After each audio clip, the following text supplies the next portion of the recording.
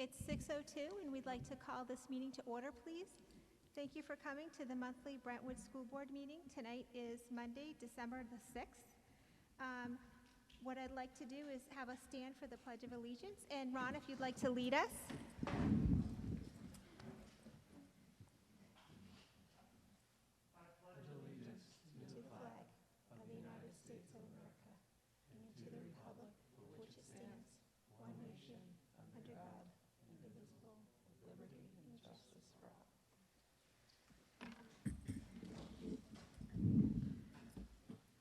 So I just wanted to start by saying thank you to everybody for wearing a mask tonight. We really appreciate it.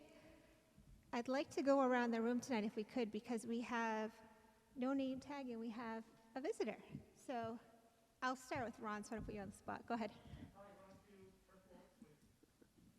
Allison Higgins, Vice Chair of the Safety School Board. Letty Bedard, member of the school board. David Ryan, Superintendent. Christensen, Assistant Superintendent. Melissa Litchfield, Chair. Megan Fitzgerald, school board member. Brian Duffy, school board member.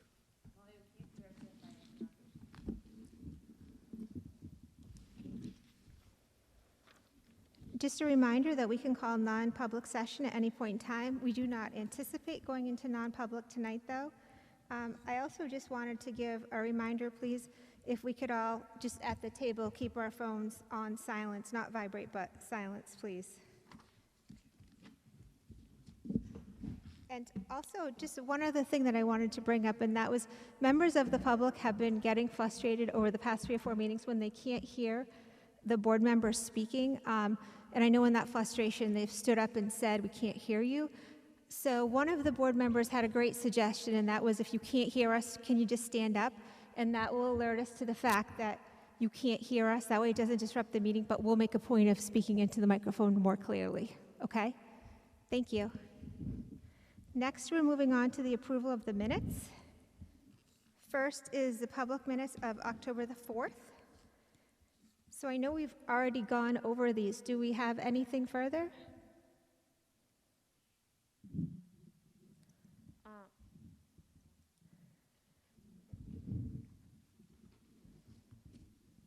Can you hear me?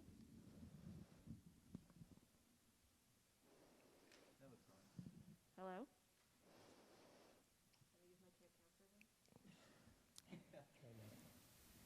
Can you hear me now? How about now? I can hear you now. Now? Okay. One thing just in general, if she could add page numbers at the bottom, because I know when I was flipping back and forth, there were a couple times that I lost track of where I was. And then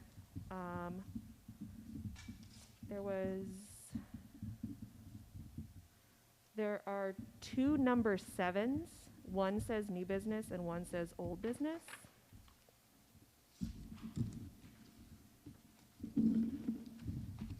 And I don't know how those correspond to what our agenda was that night. The first 7 to be 5. It goes from 4 to 7, so probably should be 5. Oh, yeah. And then does that? 8 should be 6, and then the next 7 is correct. Okay.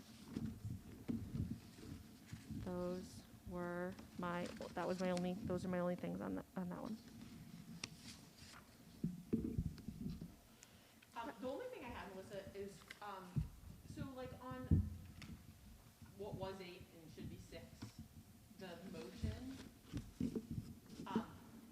it's totally fine to read the whole context, but then saying that I made a motion to do nothing, I just wanted, like, we didn't make a motion, we made a motion to not spend the money. Like, we didn't, like, bypass the funding. It's like on page 3 of, so go up one more page, Melissa, from where Okay. that is. See the motion in the middle, like right above the whole business? Oh, yep. It said made a motion to do nothing with adequacy funding, which if you read it out of context insinuates that we didn't accept it. So can I make a suggestion? Well, we made a motion taxpayers Right. to accept it without spending it? Yep. Or- No, we made a motion to accept it. So accept but not expend Not the spend it, adequacy maybe? funding. Yeah. Yep. Perfect.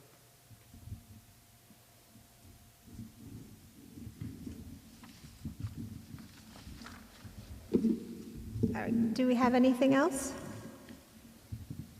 No. Do we have a motion to accept? Do you have a second?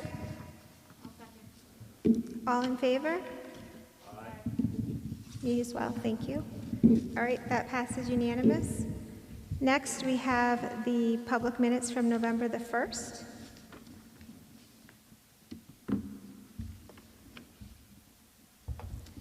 Do we have anything on those?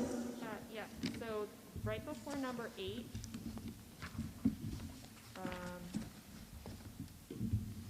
it talks about me and myself discussing how anticipated enrollment is projected. I think that should be Mr. Q and I. Probably.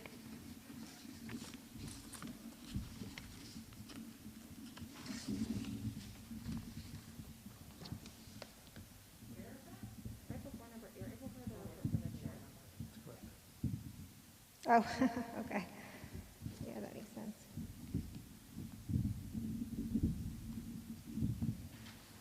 And then the only other thing that's not really pertinent to the minutes specifically, but I know that Lois had wanted an answer in writing to her questions about the policy updates, and I just wanted to make sure that that had happened, or she got an answer that she was happy with. Well, a response, because she won't always be, right? I mean, not her, but anybody won't always be happy. Yeah.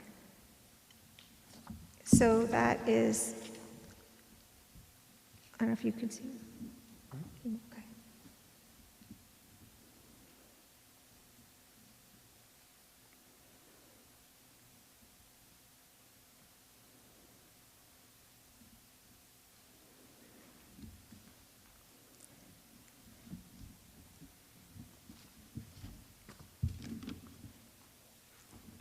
So actually, we didn't adopt that policy yet. I don't think we made any changes. That's in our packet tonight. What? I thought her question was about policy BEDH, which we had adopted. The current changes as, Is that why it's in our packet? just to demonstrate what would have been accepted. I thought that was just part of changing the 10-4 minutes to reflect what we had talked about. That's correct. I didn't respond back. Did you, Ron or Chris? I did not. So who is I appropriate? can definitely respond. Thank you.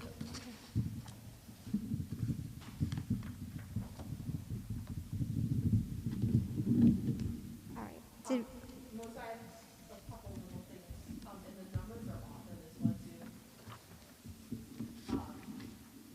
It goes from 4 to 5, but then 5 has 4.1 and 5 and 4.2. oh, yeah. 5.2, and then it goes to 6, and then it should be 6.2, 6.3, 7.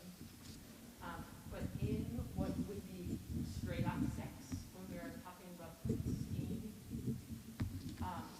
it's just, like, in my comments about halfway down that paragraph, discuss the process of children graduating to CMS, like the entering STEAM with different learning techniques, I think the comment was just that they're entering CMS with different different level of skills. And then, Chris, you answered it with, you were like, that we are working with everybody to have the same competencies. So like, I crossed off entering STEAM because there's not STEAM there, and said with different levels of learning, and then crossed off techniques.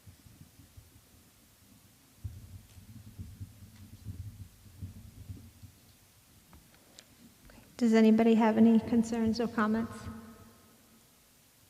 Okay. And then the other comment I had was on 7, straight up 7, on the back side of the, like, so central office report, flip over.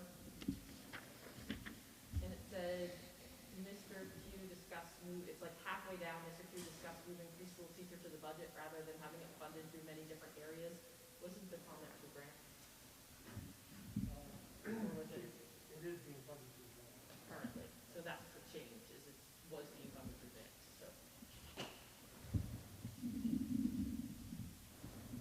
So are we changing many different areas to grant?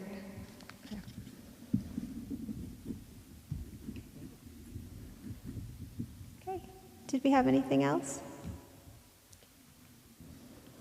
All right, do we have a motion to accept the minutes as amended? Megan, thank you. Do we have a second? Allison, thank you. Okay. All in favor? Aye. Any opposed? Okay, that's unanimous. Thank you. Next, we're moving on to the non-public minutes. Did anybody have anything with the non-public minutes of November the 1st?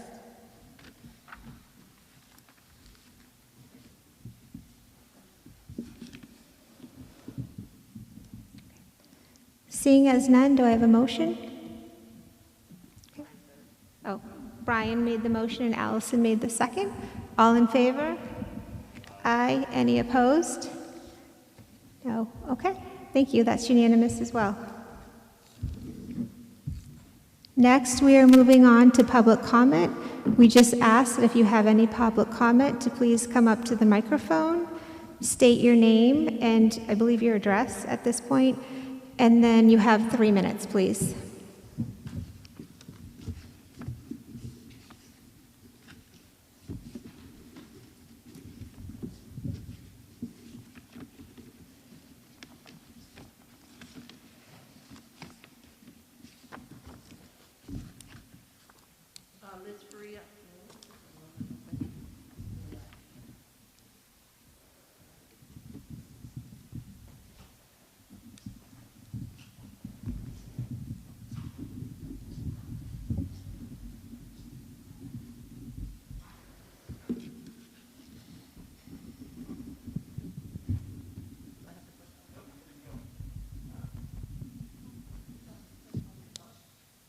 Okay, I don't think so, but, okay.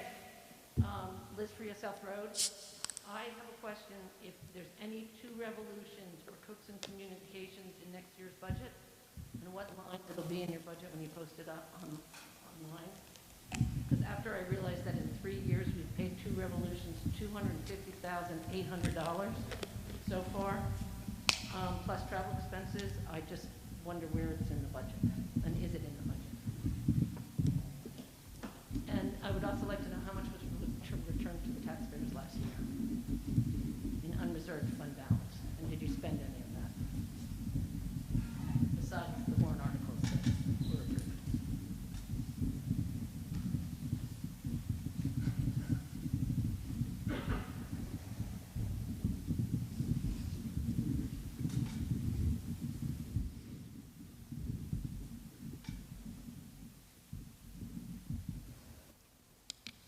Do we have any other further public comment tonight? No.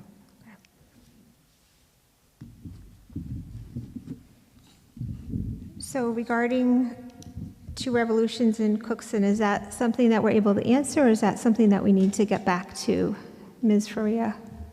We can answer that now. Okay. Cookson is not in the Brentwood budget. Neither is Two Revolutions. We paid Two Revolutions out of grants.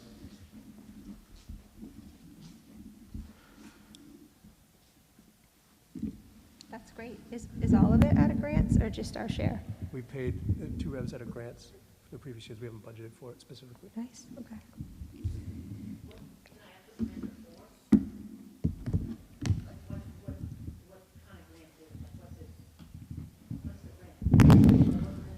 There's federal grants that have different speculations how we do it, but it is for professional development under Title II.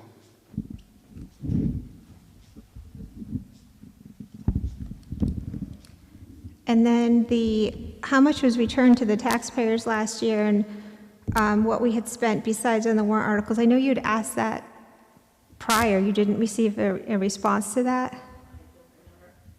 I think we had announced it at the next meeting, but maybe you weren't here. I know it's in the minutes, but it's, I'm sorry?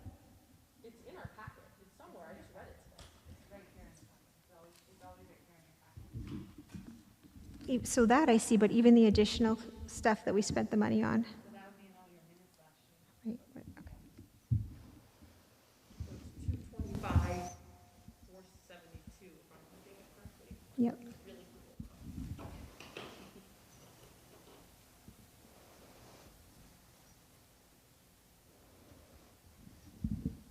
And did we pay for anything else? Besides the warrant article? We did at the end of the year. I'd have to get back to you on that. But we did, sorry, we did respond to that, but we'll be happy to do it again. But like I said, I think we did it publicly.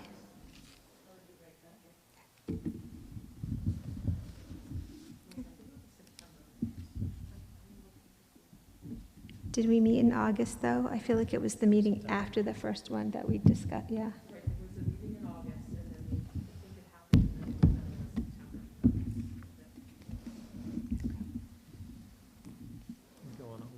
Okay, perfect. All right, we'll move on. Chris is going to take a peek at it right now. Next, we have Ken Christensen. Come on down. Do you want to have a seat next to Molly?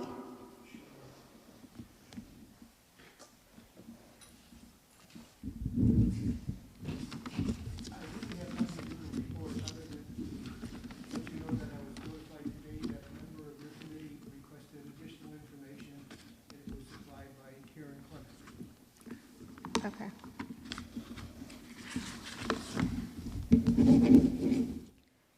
Did she specify what the additional information was, by any chance? Well, there was a chart that was provided. I believe the Swayze portion was 18,000 and change, indicating what was received for Swayze during 2021.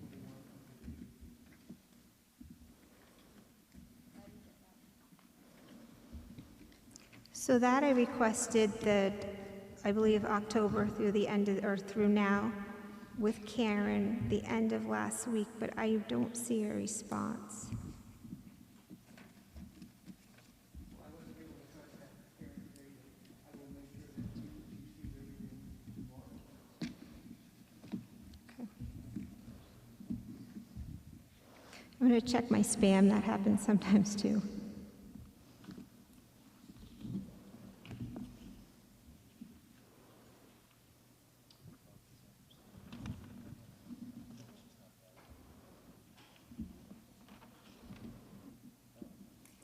Okay, so, but either way, we're just looking for numbers from October through today, so we're looking for about 8 weeks' worth of numbers. Okay. Does the board have any further questions for Ken?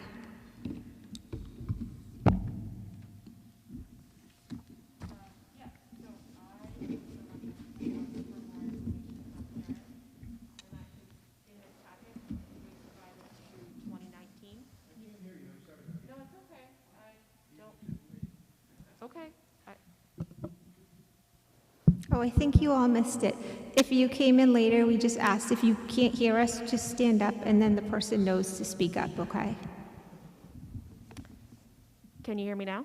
Okay. So I had emailed Karen because as part of this packet, you or she had attached the numbers from 2019, 2020, and 2021. I had just asked for them going back all the way to 2014, the last time we had redone this evaluation, I think you said. Because I was curious to see how many of the properties that had been developed in town since then had school impact fees. And so I did that math, and there's been 107 properties, and only 24 of them had to pay school impact fees. So some of them were 3 ponds, some of them were commercial, that's fine. So I'm trying to understand why we should pay for half when we are not getting the benefit of that.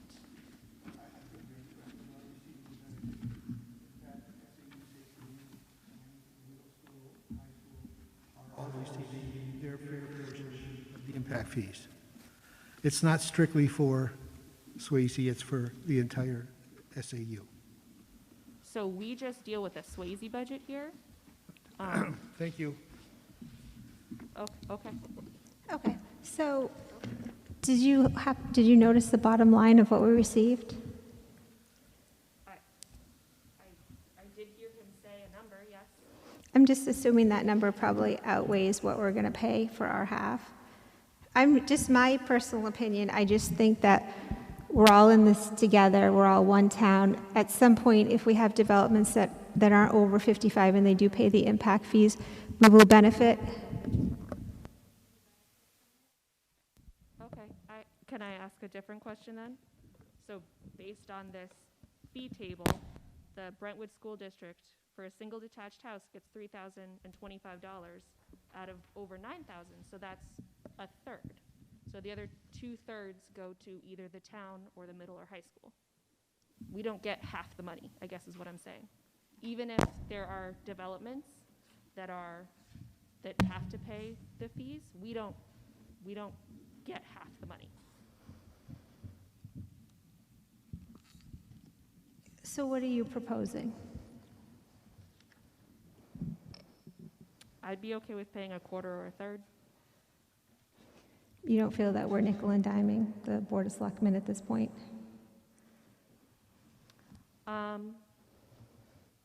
So because I watched the meeting from last time when I was going over the minutes, and I heard that you and I think it might have been you, Allison, said that it's all going to come out of the same place. That would be true if people weren't going to look at our budget separately from the select board's budget. But it's not going into our budget. It's coming out. Are we going to have to give them money for it? Right, but presumably out of a balance that we have, it's not going into our budget. Oh, you can't, Allison, they can't hear you without a microphone. I just said it's not going into our budget. It's just coming out of our fund balance, right? Like we're not proposing to add this to our 22-23 budget. So it looks like they do this every several years, right? Was it 5 to 7 years at an estimated cost of $7,500 to $8,500? So we're looking at probably about $4,000. Well, does anybody else have any comments?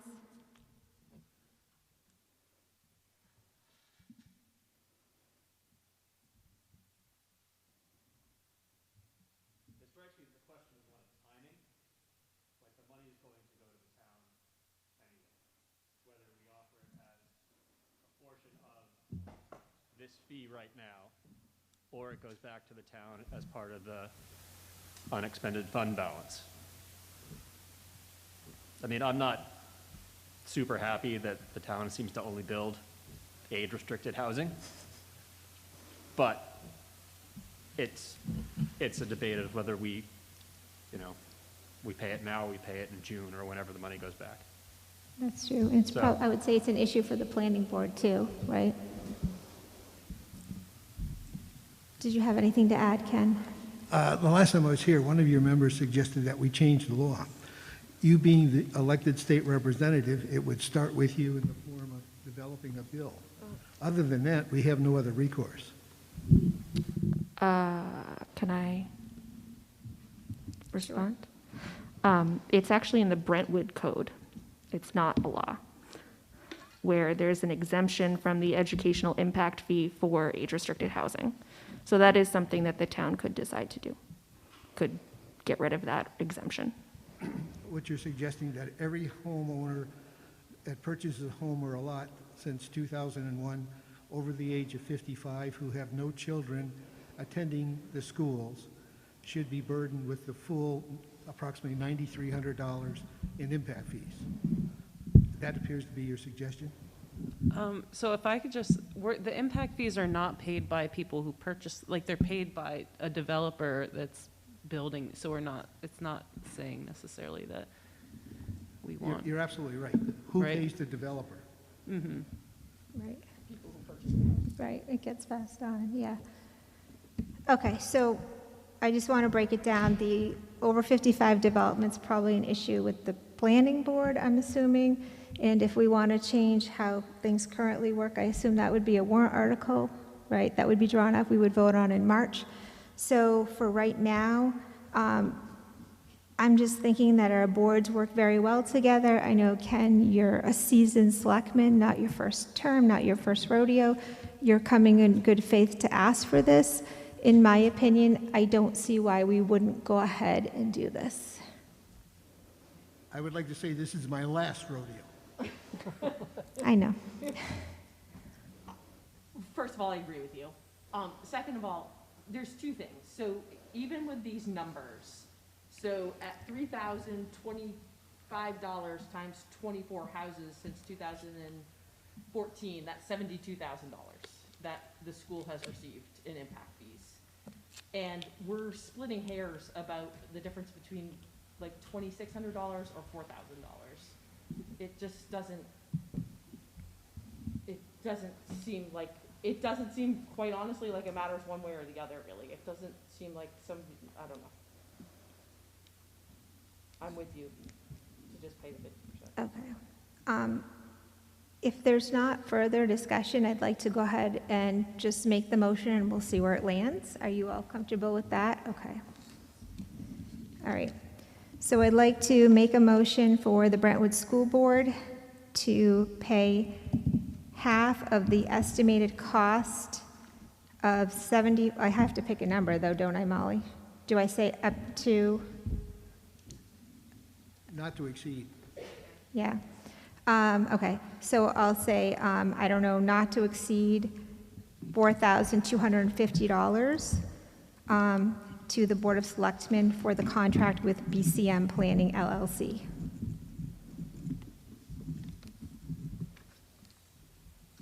I'll second. Thank you, okay. All in favor?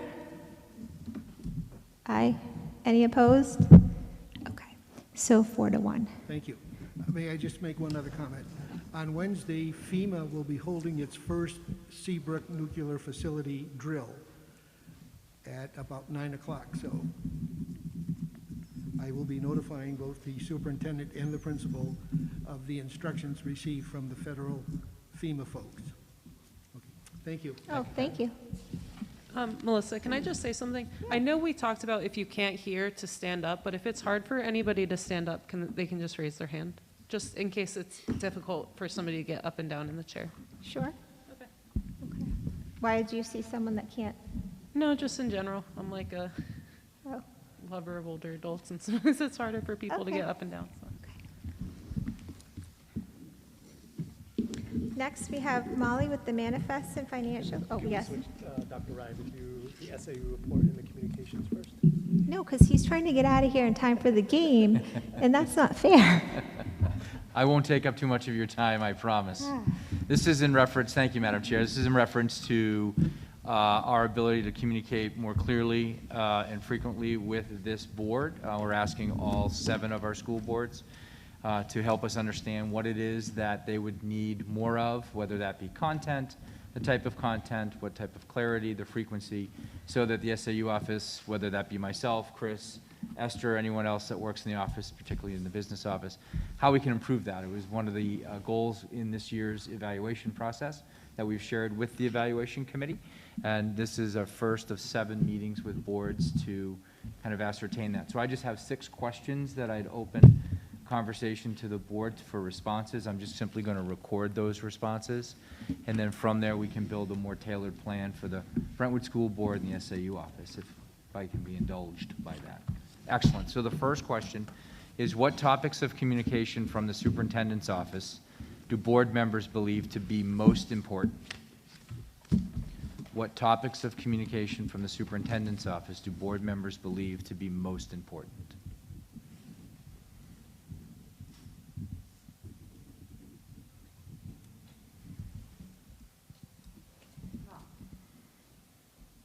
I think,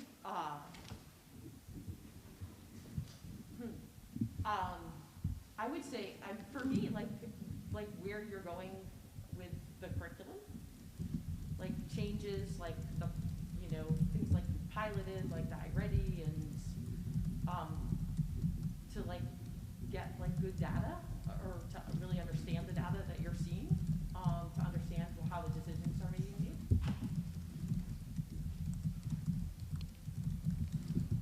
So let's, if we can clarify, how is this different? What are we looking for? What are we looking for to put down here that's different from what we could gather at our monthly meetings? Just so I understand. This is entirely up to what the board members would like. Okay. Because what we're providing isn't working. That came through loud and clear in the evaluation process, and we want it to work. We want it to work well. So what we're providing just during the monthly meeting isn't meeting your needs based on the evaluation's feedback, and we want to be able to meet your needs. Okay. So it's wide open. So it's based on last year's evaluation feedback that you provided? Okay. Like, as a committee, we provided to you and you provided to the final, Yes, yeah, the summary. Okay. So those were helpful. Do I suspect there are others. yeah, do you have any, before I speak, do you have anything, Megan? No, okay. So for me, I think I like to be more apprised of current events. So I think we're in a different time right now with COVID, the masks, the lawsuits, like that's situational. I don't think it'll always be like that moving forward. But for right now, I think that's the sort of thing that I would like to be.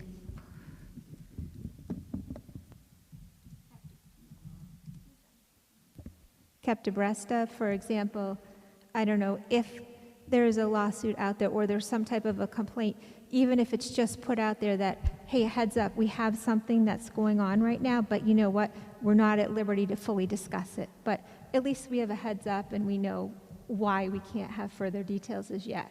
But I like to feel as though I'm in the know. Sometimes I feel as though neighbors or other people in the SAU know more than I do, and it doesn't sit well as a board member. It can be uncomfortable at times. I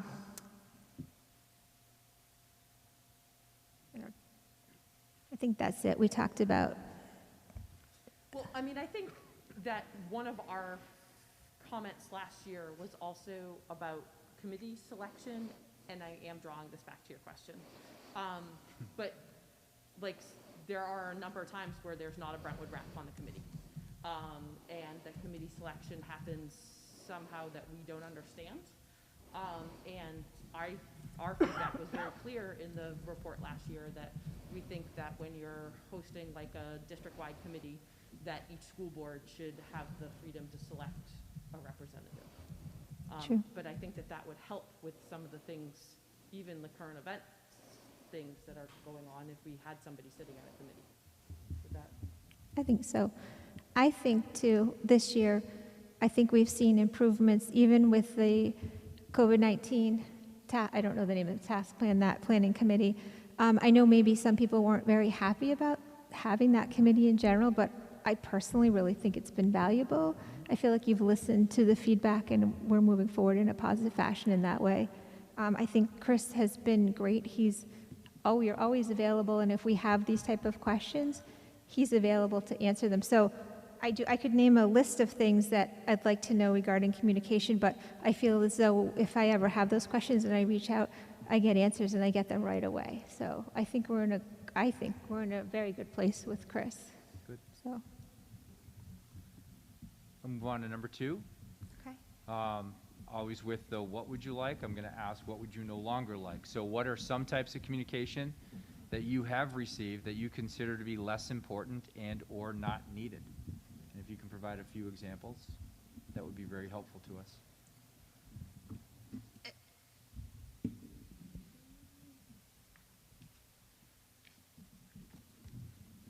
I can't think of anything on that one. No, more is better, I think. Okay. Great. That makes it I very mean, easy. it depends. Is the office of superintendent feeling as though you're overwhelmed, or if you're going to move in a different direction? Let's say this is one of 7 meetings, right? So you're going to get collectively what people are asking for. Maybe there are things that you're feeling you might need to do away with in order to keep up with what the new requests are. Is that something that's happening?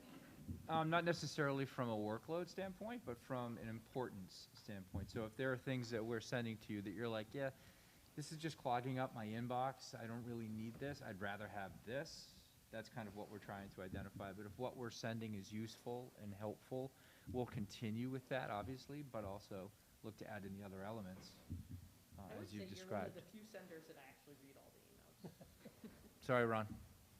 I read yours too. I actually do. I open it every Friday and I read it all. Awesome. So number 3, how often do you want the superintendent's office to communicate with the school board? We're looking for some kind of cadence or frequency.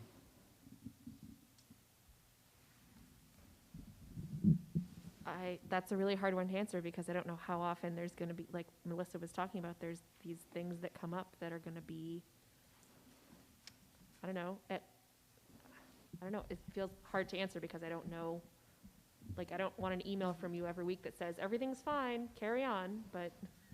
Yeah, like I would rather not have like here's a cadence to it and have the emails or the communication you send be like, you need to read this rather than like in like a more regular newsletter style, because then it's just less, like you don't know what you need to read and what you need to skim.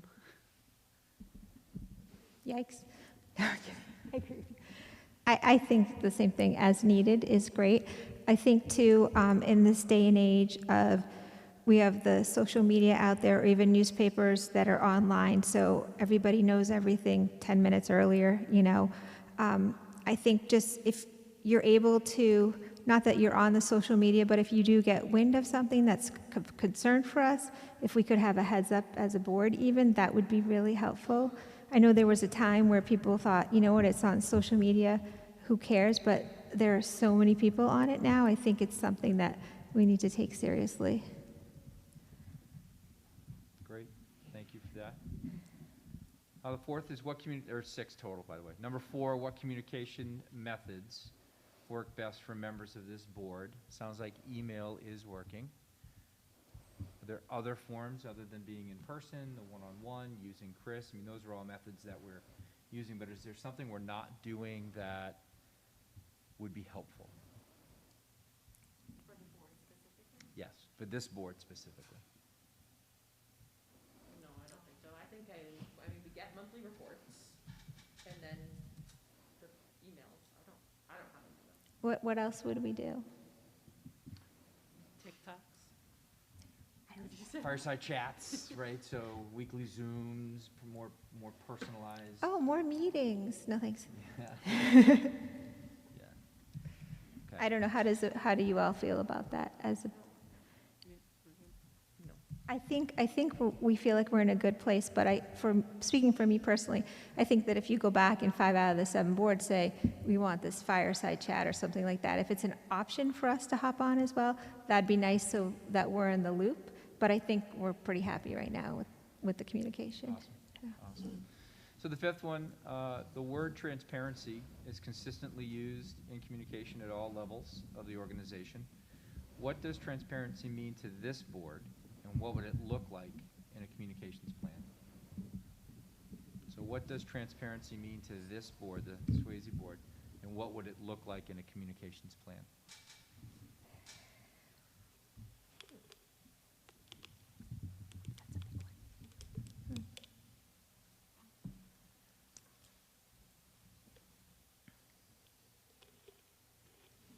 Like, so can I just give you an example? Like, Sure. that's a hard question that I know we've all used that term in wanting it.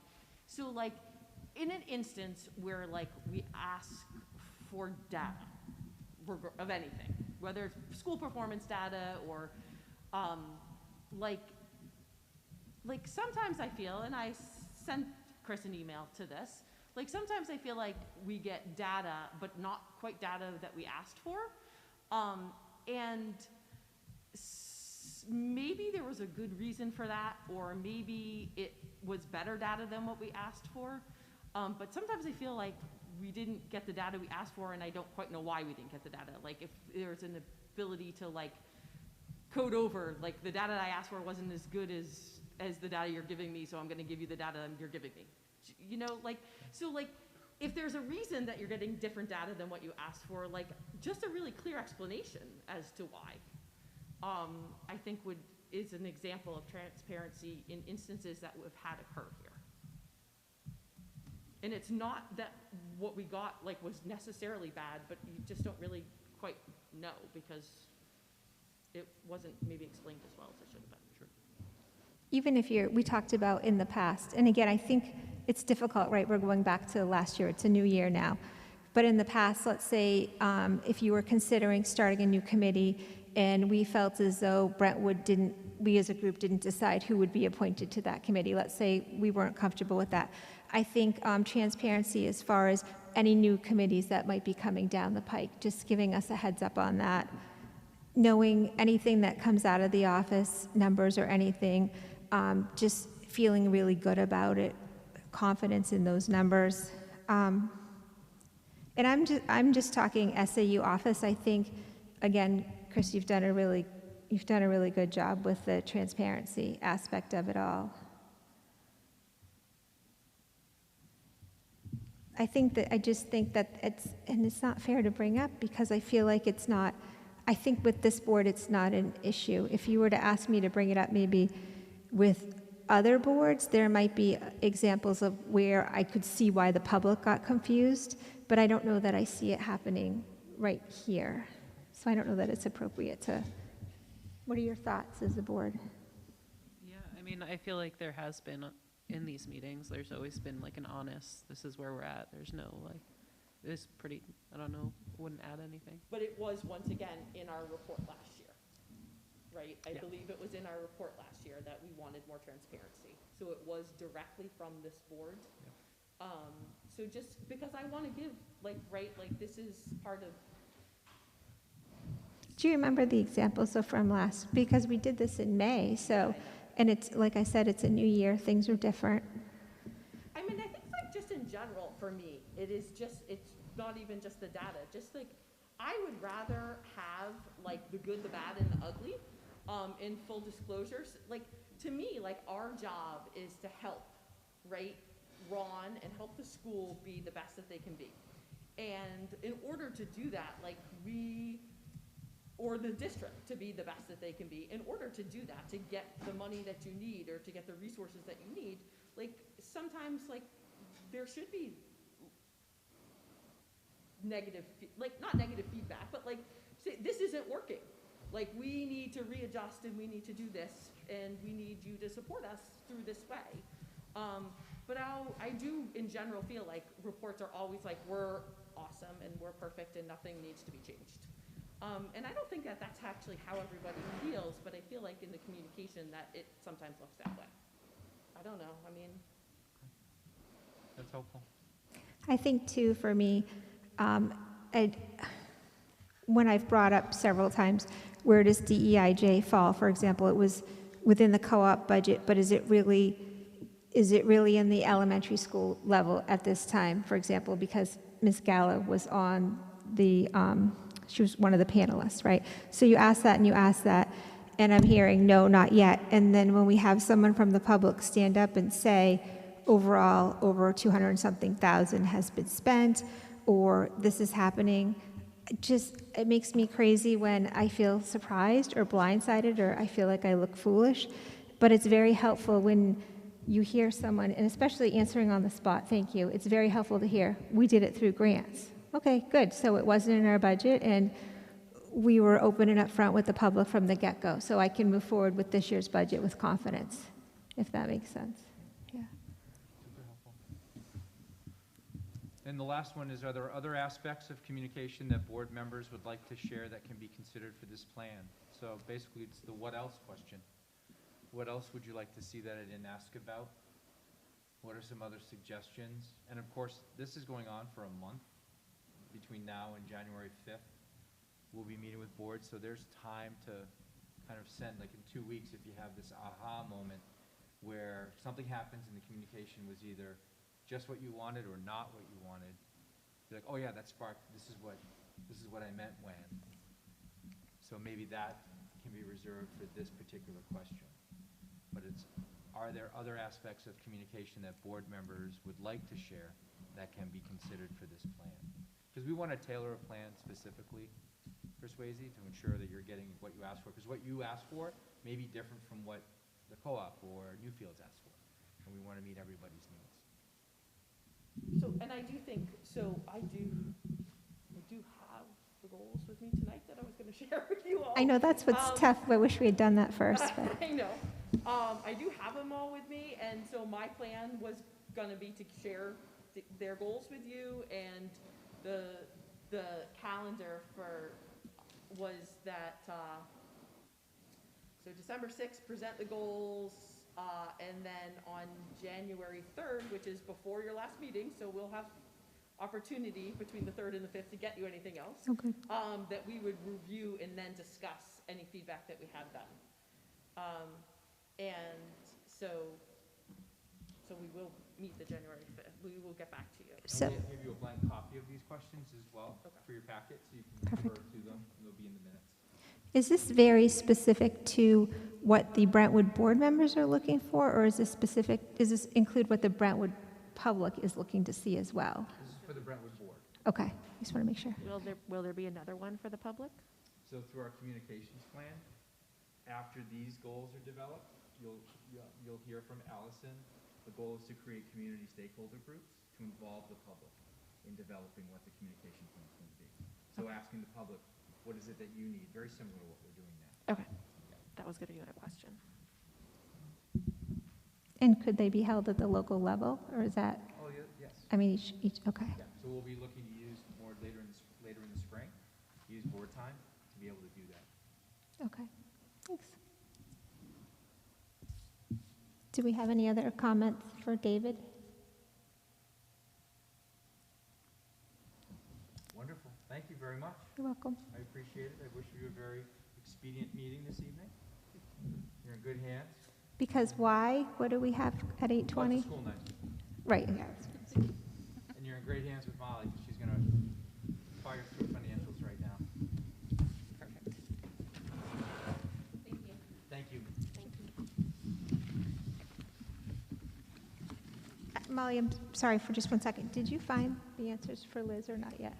I saw that Liz asked that question on August 17th, and you would respond to her, and I was just going to check the minutes. I haven't checked it, but I believe we gave a response at our next meeting. So I just need to go through the minutes. Okay, perfect. Okay, thank you.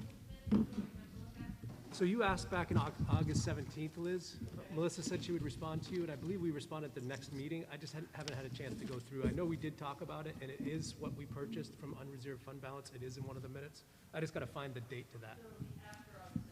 We actually had a meeting before that where we approved to spend the money from the unreserved fund balance on certain things, but they will be reflected there. But I can send you an email of where exactly it's located so you can see the list by list. You're welcome. I'm sorry. Cool. Thanks, Molly. Go ahead. Okay, so first is the manifest.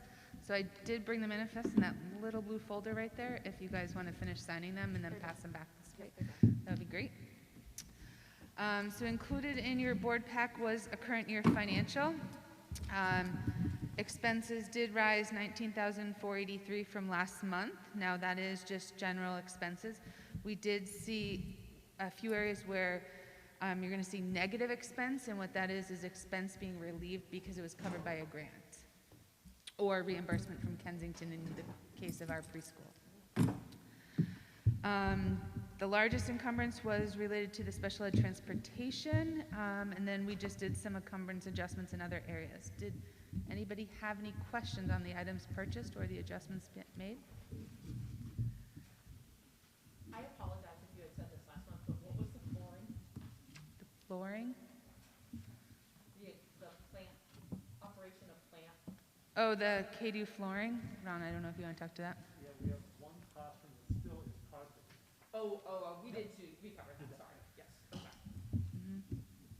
So that got done? Or we just paid for it to be done?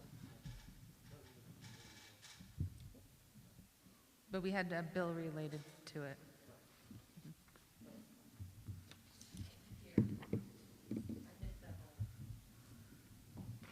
Ron, do you want to repeat? Liz couldn't hear. Yeah, you approved flooring for our makerspace classroom to remove the carpeting and put tile in there. And then we have one additional area of revenue. It's some revenue for Comp Ed, an award from the state for $16,418.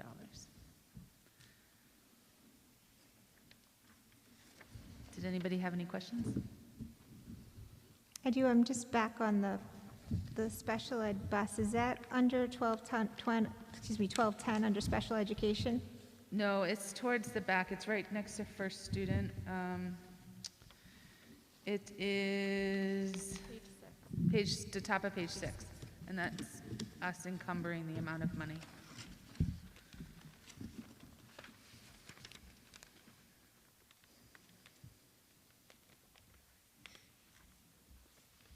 Typically, those bills come in historically late, so.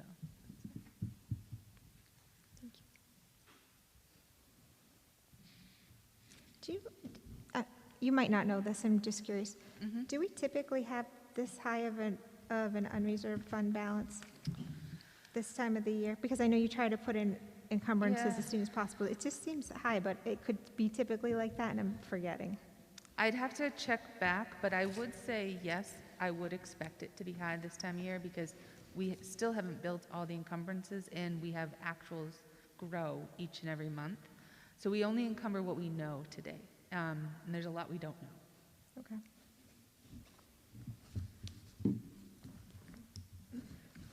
Does anybody have any other questions? No. Okay. Okay.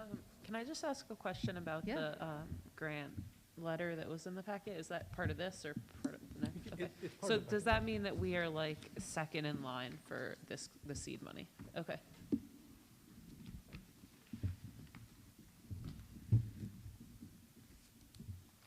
Thank you.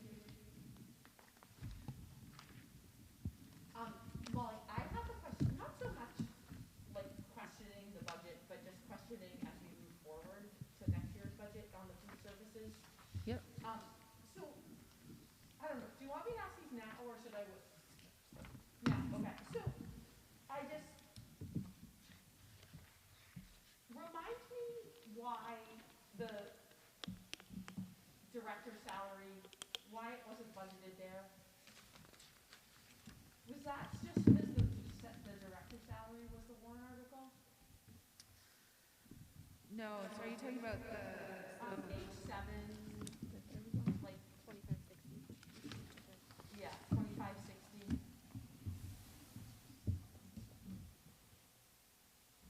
Are you on the current year budget or the proposed budget? Well, I'm gonna move to the proposed, but Okay. I'm currently on the current year. On page 7? Which line item is that? 2560 50111. I have negative 31. What do you? Yeah, the negative 31,000.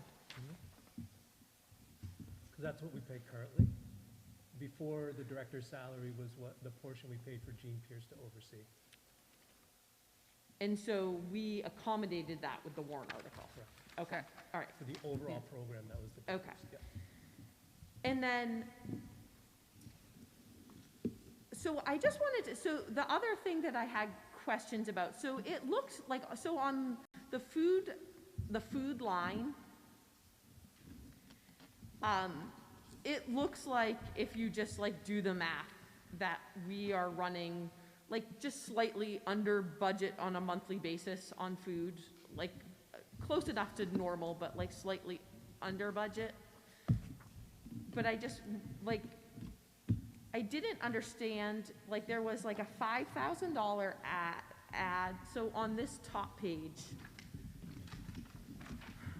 The summary page? on this page, Yeah. you had on food,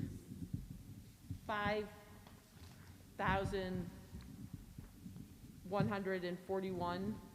Oh, maybe it was just for food, no, yeah, it says added cost for food. Yeah. So like, how is that, So that that's was, just what was purchased that was just the change of what was purchased from from the last- month before to yeah, this yeah. month? Okay, Or updated the encumbrance to account for something different than planned from last month. okay, okay, So the summary, the first page summary is just the month-over-month detail change. Okay. And a lot of times we are seeing increased encumbrances on food because if you go to the grocery yeah, store, no doubt. so we are changing those on a month-to-month basis based off of supply chain, and our food service folks really having a hard time to find stuff right now. Really hard time. Well, I mean, I mean, that might be true. I mean, it would appear to me that she's actually doing a really good job. Yeah. I mean, like, if you just took the it and divided it by, took what we budgeted and divided it by 10 months roughly, you know, it comes out to $4,100 a month, and she's spending, I mean, last month she spent 36. So, I mean, it looks like she's doing a really good job. Yep, and I believed in the proposed budget, we set it equal to. No, that was, you didn't. That You was didn't? part of what I was going, where I was Oh. headed. You went up actually to 46,000 from the 41,000. Oh, I think we added that because of supply chain issues with food. That's why. Okay. We knew there was. That's where yeah. I was actually going Yeah, with this. I yeah. just wanted to understand it before I got there. No, Okay. we put it in line, but then in all districts, we're recognizing the increased cost of food. Okay. And adjusting accordingly. Okay, thank you. Can I just ask on that, why the food services aid salary is not in payroll? It's under non-request. I'm just curious. It's on page 7. I'm looking at the proposed one, but I think it's the same in the, this year. What was your question? Just why the food aid salary, I'm just curious, I don't think it makes a real difference, but why it's listed under non-requests and not payroll? I can look up that. I know that, I don't know the timing of when we hired that individual and if this might have been Like before. So then that. for because in the I'd have to proposed check. one, it's like that too, so would it switch to? Well, we wouldn't have had the position built in the proposed one, so it's probably going to be a time issue, but I can look into it. Okay, I mean, no big deal. It was a late hire, Molly. Yeah, It just started in November. yeah, and that's what I'm thinking is that the position You just made wasn't this built. before. So we encumber what we know, so if we know something and it's not a position built yet, you'd see it in the non-request. Okay, that makes sense. Mhm. So I just want to clarify, though, did you say in the FY '23, it's still in the non-request? Yeah, but Molly's just saying that they made this FY '23 budget before she was hired. Okay. So then in the real one, it will get switched, I guess. So if we can just update it before we present it to the budget committee, because they'll ask, why isn't it corrected? Yeah, we can do that. Okay. So the numbers would be correct, it's just moving it from one column to the other. Do we have more questions on the current budget? Okay. So before we move on to their proposed budget, I just wanted to let you all know that it would be great tonight if we could make a decision and have a motion regarding the budget, first of all, and then secondly, Molly, I was going to ask you, can you please put something together just regarding food service and where we're at this year? Because last year they went to bat supporting us for this position, so I just want them to have an understanding of how it's going and how we're doing financially. You comfortable with that? Yeah. And Ron, if you don't mind speaking to it, just right from the aspect of the kids and the staff happy and how's it going with the food? Okay. So all the expenses are going to show up here, so you'll just be looking for the revenue portion. I'm sorry yeah. Okay. Okay, so I want to throw this out there too. So would January 15th work? It's a Wednesday for us to present our budget to the budget committee.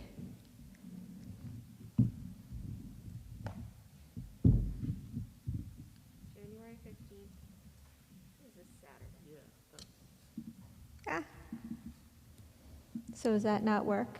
I mean, I don't remember them looking. the 12th? The 12th, yeah. I was all proud doing it from memory. Hold on.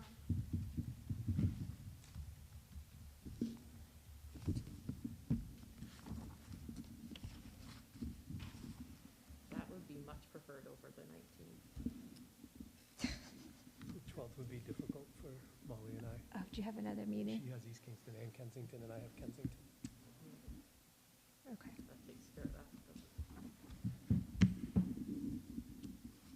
Don't they usually meet on Mondays? No, this year it's Wednesday.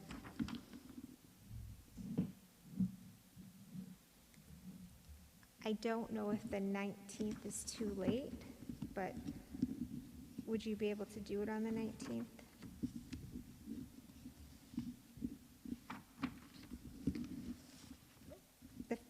15th, so here's what's happening. We don't have a meeting this week, not that they would be opposed to adding one, and then December 15th, they already have fire and police, which are going to be two pretty large budgets. And I think, well, I guess, I didn't know that we wanted to request December 22nd. It's just, I do. I know, I'm just looking at, it's getting late in January. I don't know if I can.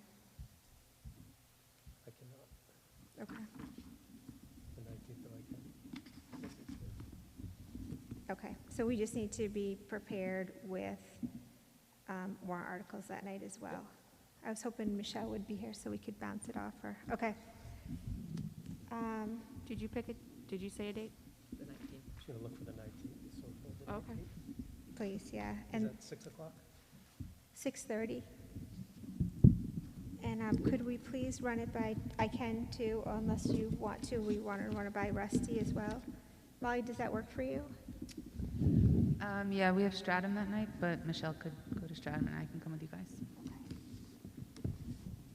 Excellent. Right.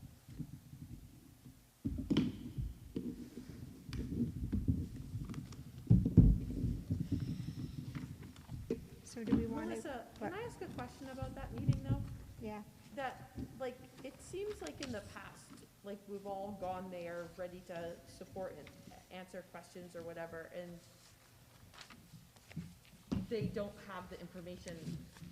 Like, we always end up coming back a second time, because, like, is there a way to preview the budget with them before that meeting, so that, like, So here's what they're going to do.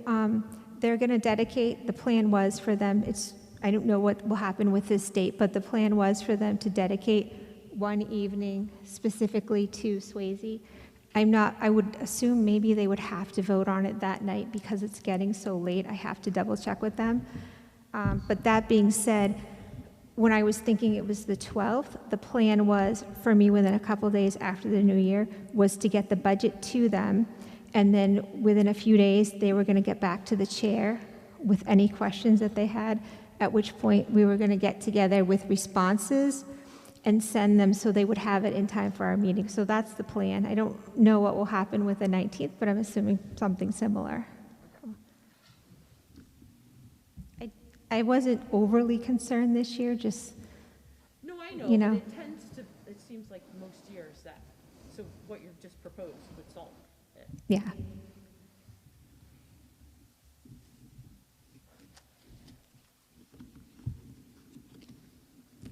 So I don't know, Molly or Chris, which one of you wanted to present with and without paving? I'd be glad to. We've heard for a number of years, and even before I was working with this board,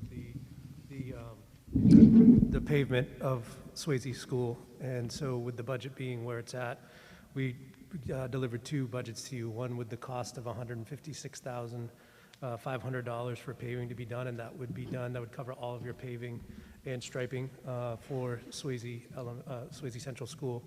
And then the second budget you received was without that. So those are just the two different budgets, one with the cost of paving, one without. Again, it was something that was part of our capital improvement plan that we worked on the town with over the last couple of years, with the budget being where it's at, coming in so low because of the bond coming off. It was a recommendation that this would be the time to do it, as we've discussed it, at least for the last 3 years I've been on this board and before. So I spoke with Melissa about putting it there for the board to preview.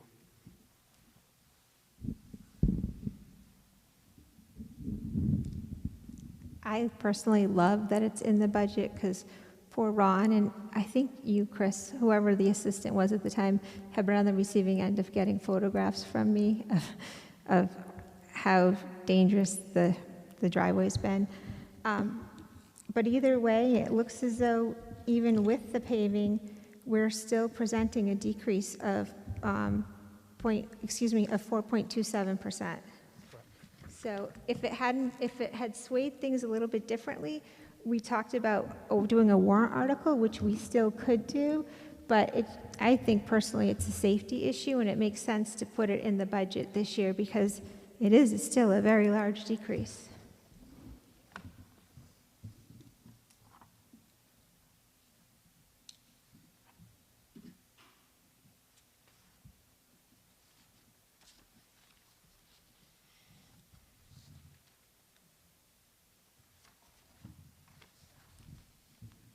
The other reason too, by the way, that I was concerned about having a warrant article, we're currently negotiating with the BTA, so there will be a warrant article for their increases. I didn't want competing warrant articles between paving and the teacher salaries. Can I just ask a question about, I guess, so if it's in the budget and we pay it all at once in, say, the very beginning of the fiscal year, will that unreserved fund balance just be lower? Like, how does that look on the budget month to month? I don't know if that makes sense. No, so if it's in the budget, then it's in the budget, and we build the encumbrance for that regardless of you spend it at the beginning of the year or the end of the year. Okay. Or if you put it on a warrant article and it passes, it's the same exact impact tax-wise if it was in the budget. Here. Yeah. Okay. So regardless if it's a warrant article or in the budget, if both pass, it's the exact same tax impact. Okay. And if it's on a warrant article and it gets defeated, you can't do it for a certain period of time. Megan, we also did cost it out in stages. It goes up $20,000 from the first year to the next. So our recommendation is that you can get it done in one time. It's a fixed cost. Obviously, we put it out to bid, but the bid we've got is very competitive with oil and fuel going up. So that we have is a fixed cost. We know would be no more than $156,000 right now. Okay. And they could do that like over the summer? That would be done over the summer. Yep, correct. I guess my only hesitation to rolling it into the budget as opposed to having it as a warrant article is that I feel like the taxpayer should see the full benefit of not having that bond payment anymore, and that I just feel like they're not getting it. Because like Molly said, it's gonna all even out when you total everything, but that's my only hesitation. I do want you to feel comfortable just knowing that every year when we get up there, we do a very detailed slide presentation, just so we've never had an issue with people questioning our transparency regarding our budget moving forward. We're very straightforward. For me personally, I think it's a safety issue, and like I said, it will be competing with the BTA. And that being said, we will also probably have 3 other warrant articles, right? The 10 grand that we put into each of our savings accounts. So that would put us up at 5 grand, 5 warrant articles, excuse me. I always look at it as part of why I wouldn't want it in the operating budget is I've always been taught, don't compromise the operating budget. But in this case, I don't feel in any way that we'd be compromising it because we're still down. It's a huge safety issue, and you know you've been on the board too long when you're super excited that you're going to see paving done. No, it's true. It's something we've talked about year after year. The thought of putting it in the budget, without it, you'd see a very huge decrease, and then the next year you would see an increase when we do need to do the paving. Here you would see a big decrease, and then the year after, another decrease because we don't have the paving in there. So.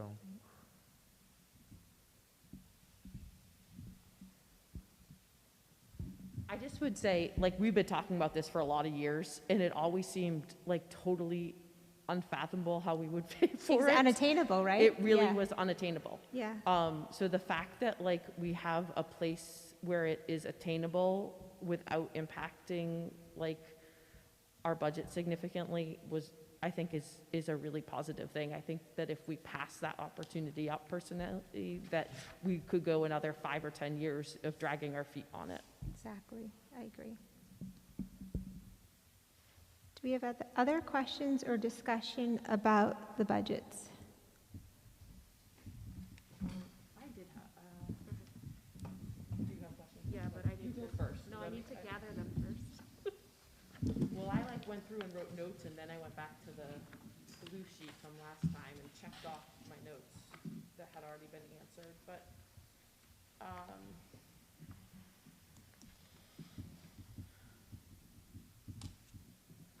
So, Molly, once again, I'm back to food services, but why are there two food service budgets again?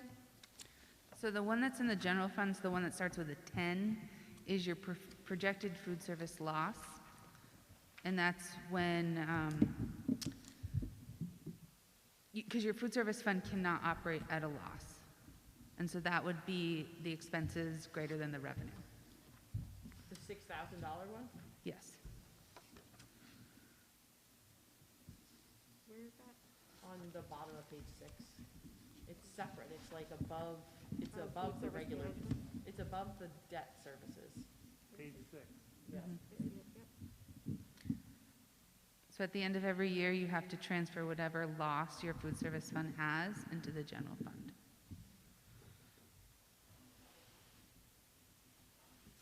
The only food service program that ever consistently operates at a profit is the cooperative due to the size. And so this is a placeholder for that loss. Correct. Right, yes, yes. Mhm. And even in the current year, it's the encumbrance for the projected loss. Okay, so like, I think that goes back to like Melissa's question for the budget committee, right? Is that like, we need more than just what is in here of like, I would like to see like the budget, like the balance sheet of the food services. Okay. I mean, I just like, it's going phenomenally, but like, we did ask for money this year to fund it, and like, if we're gonna run at a loss, like, I would like to know how that's happening over time, right? Like, rather than getting to May or June and being like, oh, it's actually not even the $6,000, it's a $10,000 loss. Like, I don't want that to happen. I wanna understand, like, as we're heading in, like, where our revenue is versus where our expenses are. But how do we end up with a separate line item anticipating a loss? Wouldn't that lead us to believe that we're not budgeting correctly to begin with? No, so it's independent from your budget. So your budget is what you anticipate to spend, but you have to take your expenses and your revenues. So even, you might not expend your budget. So like every year in the cooperative, when we were using the cooperative food service, we never spent the budget, but we didn't bring in the revenues to support the expense. Right. So your budget is what you have the approval to spend up to, but you need the revenues to come in from what in a normal year where the parents are paying the food service costs, but in this year it's the federal government paying the parent portion of the food service costs. Even if you're underspending your budget, you need that money to come in to offset that cost. And if it doesn't, like when the cost of food escalates, you have an anticipated loss. So, okay, so I really would like to see, like, the budget, like, even if we don't get it monthly, like, every few months, about, Sure. like, what our expenses are versus our revenue from currently the federal government, so that we understand what's happening. And two, is that gonna go away in January? I believe it's free all year. Through July. Through July, Yes. it's expended, okay, all right. Because that's higher than what we currently would set as a price, so we also need to be careful of that. For next year's Right. budget, and probably less kids are gonna When it's utilize not the food. free, right? I mean, before the pandemic, can't even remember before the pandemic, but it was like 3 something, right? Right. And the federal reimbursement's $4.01. and 1 cent. So, like, we need to make sure our budget for next year accommodates for the fact that we either need to raise the prices of the school lunch or that it's gonna just cost us more. Sorry, you said something about we can't go negative, or, So the food service fund, if you finish in the negative position, the general fund has to essentially reimburse the food service fund so it's net zero. You cannot be in a negative position in your food service fund. just in the food service fund? Correct. Well, you can't be negative in the general fund either, but the general fund has to essentially reimburse from the fund balance to get the food service fund to zero. Why are we in a food service fund when we have it in our own budget now? That's the way it has to operate. Every district does it, Kensington, East Kingston, everyone has to have a separate food service fund. And that's different, because I'm just looking through the budget that you gave us today, and like, the ESY program is a negative for the amount remaining. That That would line be- item, I mean the total bottom line. Line Okay. items can be negative, but your total bottom line of the food service and total bottom line of your general fund can't be negative. Well, okay. Well, yes, I know, I Yeah. know the total, but like, so you're basically saying that different lines can be negative as long as there's a positive line somewhere to cancel it out? At the end of the year? Except for food services. Except for food services where we have to do something different. Food service, the bottom line of food service cannot be negative. So if you could overdraw your food line, but you can underspend other lines, but you can't have that bottom line of food service be negative. So do you file separate paperwork with the state for food services? Food service is treated differently. It's part of your overall DOE 25 and part of the overall reporting, but it has to be a separate fund. So can we have this for the January meeting, please? Sure, so where we are to date with food service revenue versus the expense that's in the pack? Something really in-depth, because whatever questions we have, the budget committee is going to have, and if we're having trouble with it right now, we're going to look foolish. Not you, but us. Yeah, so the expense portion you already have, that's what's in your board pack.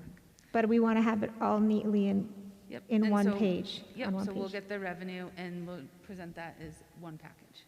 But like, yes, I hear you that the expenses are here, but like, they're all rolled up into a big group.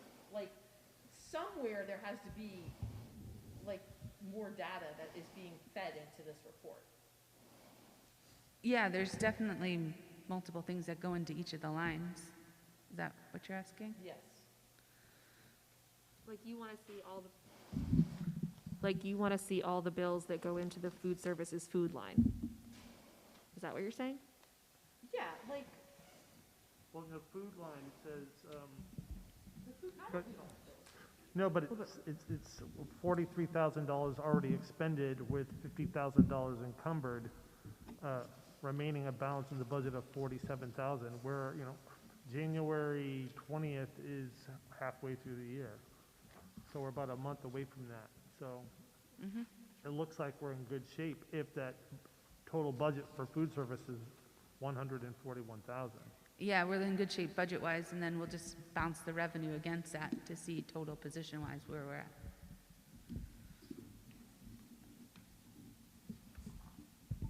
So I think you're also asking for, from the beginning of school through whenever we present, how many lunches have been served and what the expected revenue is going to look like. Yeah, and just like, like she came into like a pretty old kitchen that hadn't been used in a long time. Like I'm kind of curious, like how we did to prepare her, like what, like I know that any new requests for that she would have made would be in here, but I don't know. I just feel like we put ourselves out for this, and I just want to, like, I know like on the outside it's awesome, but I just want to understand the inside. And you've worked in that kitchen and you've had conversations with Maureen. She knows what she's doing back there. Oh, no doubt. She knows how to make sure to order food ahead of time, seeing where surplus is going, working with personnel, working with volunteers, really trying new menu items for students. So it's been successful. So I think we want to do a combination of talking about that success plus what the numbers look like for everybody. I think the goals that the board set for food service were met, continue to be met this year. Are there other places like that where it would be helpful for you to have like income info, like today, like in today's packet, you were talking about how we got reimbursement from Kensington for the new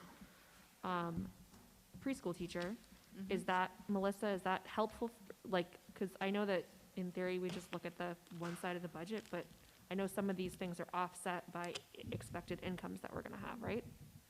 Yep, so anytime we have a revenue different than planned, I always put that in that little green box down here. So that's why we have the comp ed, that's additional revenue that wouldn't be expected. So anytime your revenue is more or less than what's expected, and we're aware of it, we put it in the lower left-hand corner, which is the revenue section. Okay, but So I the- guess I was saying that we expect to get reimbursement from Kensington for Yes. their students. Yes, then we relieve that expense in here. Okay. Would that be, but I guess that's what I was saying with it. No, the reason why I'm quiet is I don't understand the food service. It hasn't made sense for me Okay. for years. It still doesn't make sense. And I know thought it years was just ago me. I've questioned other people, and there are a lot of other people that it. So So, I'm gonna a just second. tell you the thing that I think you just said to see if sorry, do you wanna talk? No? So we can't have that one line item be negative at the end of the year, and so we will transfer money out of that other line to cancel out any negative that's in the line that can't be negative. Does that, So the bottom line of the operating, so the bottom line of Fund 10 and the bottom line of your Fund 11, and Fund 14. So Fund 11 is your general fund, Fund 14 is your food service fund. The Yes. very bottom line, not the individual lines, the bottom line Yes. of Fund 11 and the bottom line of Fund 14, not individual lines, just the bottom line, yes. cannot be negative.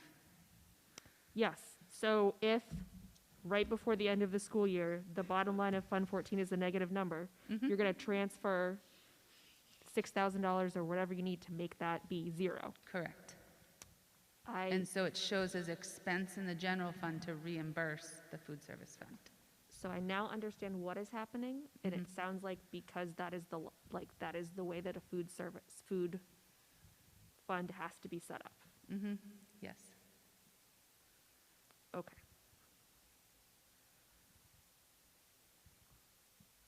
Okay.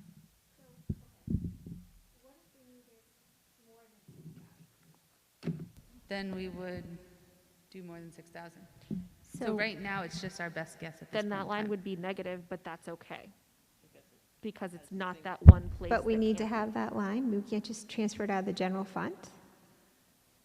You can overdraw individual line items, which in this case, we would go over budget on the food service line in the operating budget to accommodate that.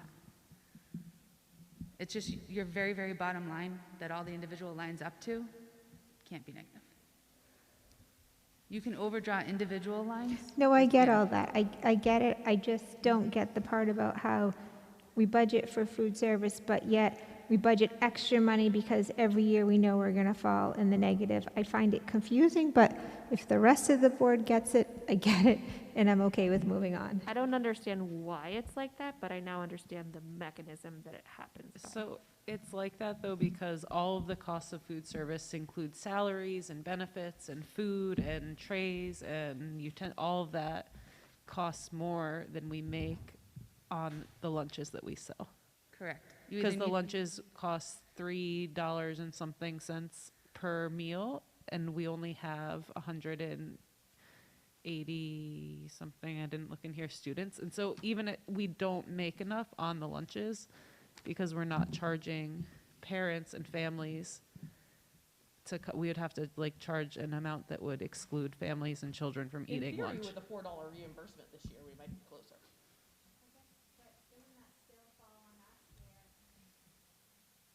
We be charging a correct amount, or we should, in theory, we should be at least purchasing stuff that's within our budget. But that would make it, so there might be families who don't qualify for free and reduced lunch that couldn't, like, there'd be kids that probably, I would assume, could not eat if we charge what we actually have to charge But to But make. we don't even know what we have to charge, right? That's my, not, Mhm. It went up, Melissa, it's off again. keeps going off. just don't touch it. Even when I didn't touch it, it was, I know the food service The makes me. data that we're asking for, though, would be very helpful for Yeah. us to be able to assess next year what maybe we may have to charge for a reasonable price for school lunch, though. Yes. Like, we definitely, by the end of this school year, need to have an educated decision about what next year's school lunch costs, so that we know how much we need to, look at? I don't know. Yeah, so what we'll do is we have the projected expense in here. We're going to look at the revenue. We're going to look at how many kids per month have purchased meals, and then project that out to the end of the year to get a projected full-year revenue. We already have the projected full-year expense in your board pack, and then we're going to compare the two. And we'll do that in a nice one-page summary, That would be awesome. okay? But I think, Letty, your question was not just really about the food services, but like anticipated Yeah. or unanticipated, but anticipated revenue that we're budgeting for, right? That like we're constantly be accused, right, of over budgeting, but the reality is that we have to budget for things even though we know we're going to get reimbursed for them because we have to have the funds for them. Yes. Is there like a report of those things? So the MS-24 is done in the fall. That is your estimated revenues. And that is done right before your November tax rate is set. And that report has your projected revenue. So anytime we expect to deviate from those revenues reported on the MS-24 is when you see a population in your little green box. And that's us informing you that the revenue is going to be different than your tax rate is planned for. So I know that, so for example, we got the extra adequacy money this year. That's an unanticipated revenue. So are you talking about at the end of last year? So so the adequacy. No, because I wasn't there. So, Oh, okay, right? so 'Cause the adequacy is built into the MS-24. But we got extra adequacy this year, right? Right, but I was asking for anticipated. I wasn't Right. asking for But- unanticipated. So But- for the so- adequacy, that would not be considered unanticipated revenue. The tax rate would be adjusted for that. So on the MS-24, we fill out all revenue sources with the exception of adequacy. The state takes care of the adequacy portion. Okay. So So- it's possible to get more money than we expect, but it's not possible. Can we get less money than we expect? So we receive adequacy. Are you talking about adequacy? I don't know. Yes, we can get less revenue than we expect. So we project Okay. revenue. So we get revenue from everything as renting out the gym to, in a typical year where parents would pay food service sales, to earnings on investment for the money we have in the bank. Okay. So we have to look at various sources of the revenue. Yes, when the interest rates tank, we get less on our earnings on investment. But we take our best guess at that point in time in the fall what the revenues will be. So, We like- don't project adequacy. The state informs us of what that is. Okay, so like, for example, I'm going to use that preschool teacher because Mhm. it's not tied to, so like, I'm assuming that the amount that we get from Kensington is based on the number of kids that they send here? It's just a straight split? It's a 40-60% wise for the expenses for that program. And is that based on, so that's just straight up? Yes. Okay, so that was a horrible. It's reserving spots for their special education needs. So that one's easy to predict. Okay. Yeah, I guess I was trying to help you out, Melissa. If you're going to them, like, the same way for the food services, we rolled this position for the preschool teacher into the other salaries, and we're like, but it's going to be okay because it's going to be 40% offset by this income that we're expecting. So I didn't know if there are other places like that where you can say, this is going up, but here's what we have to counteract it. But no, I don't know anymore.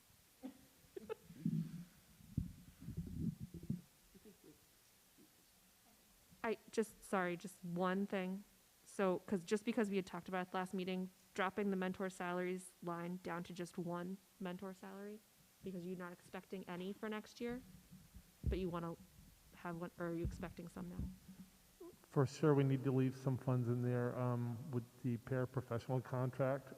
It's required that I have funds in there for mentoring of paraprofessionals, and every year there's a turnaround with paraprofessionals for whatever reason. So I want to make sure the funds are in there. It's not the same stipend as it is with the BTA contract. It's a total of $1,000. So Okay, that would cover at least that. 4, yeah, okay. You're going to want to change that on your blue sheet then.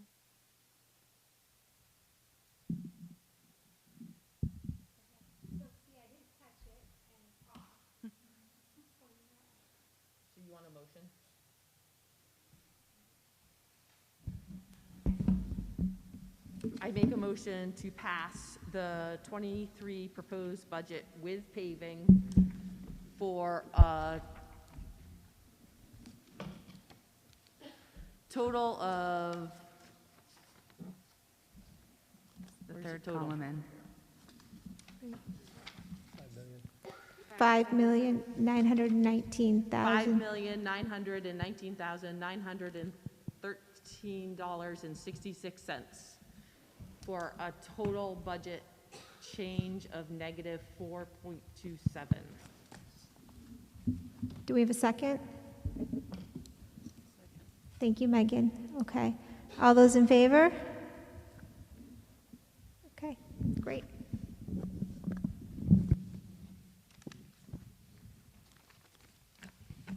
Thank you.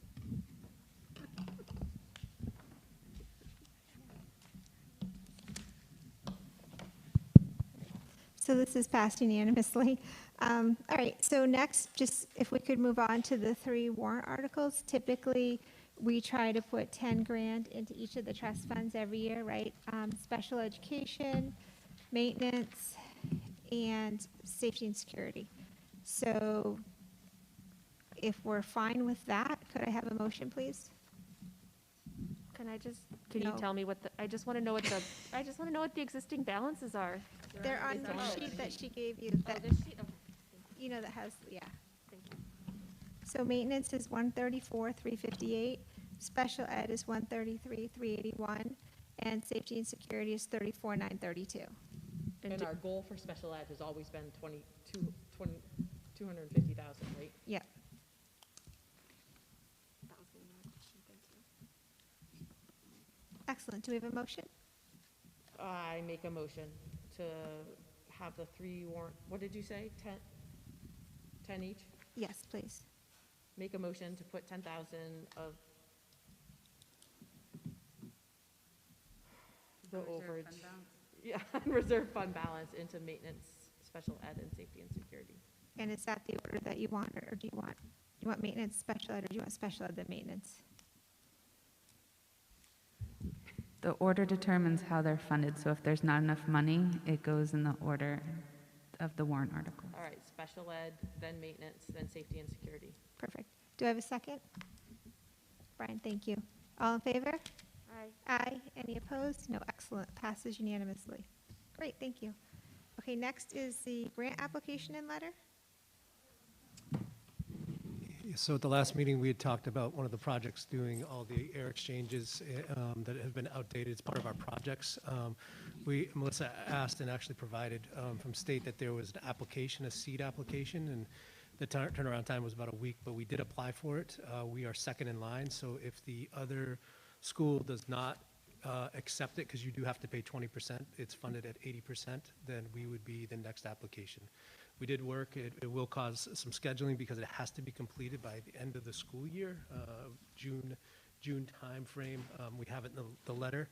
So we would have to work around how that work would be done in some of our classrooms. And Mr. Q was really resilient, saying if we can get that money provided by the state, we'd work on that schedule. So right now, we're number 2.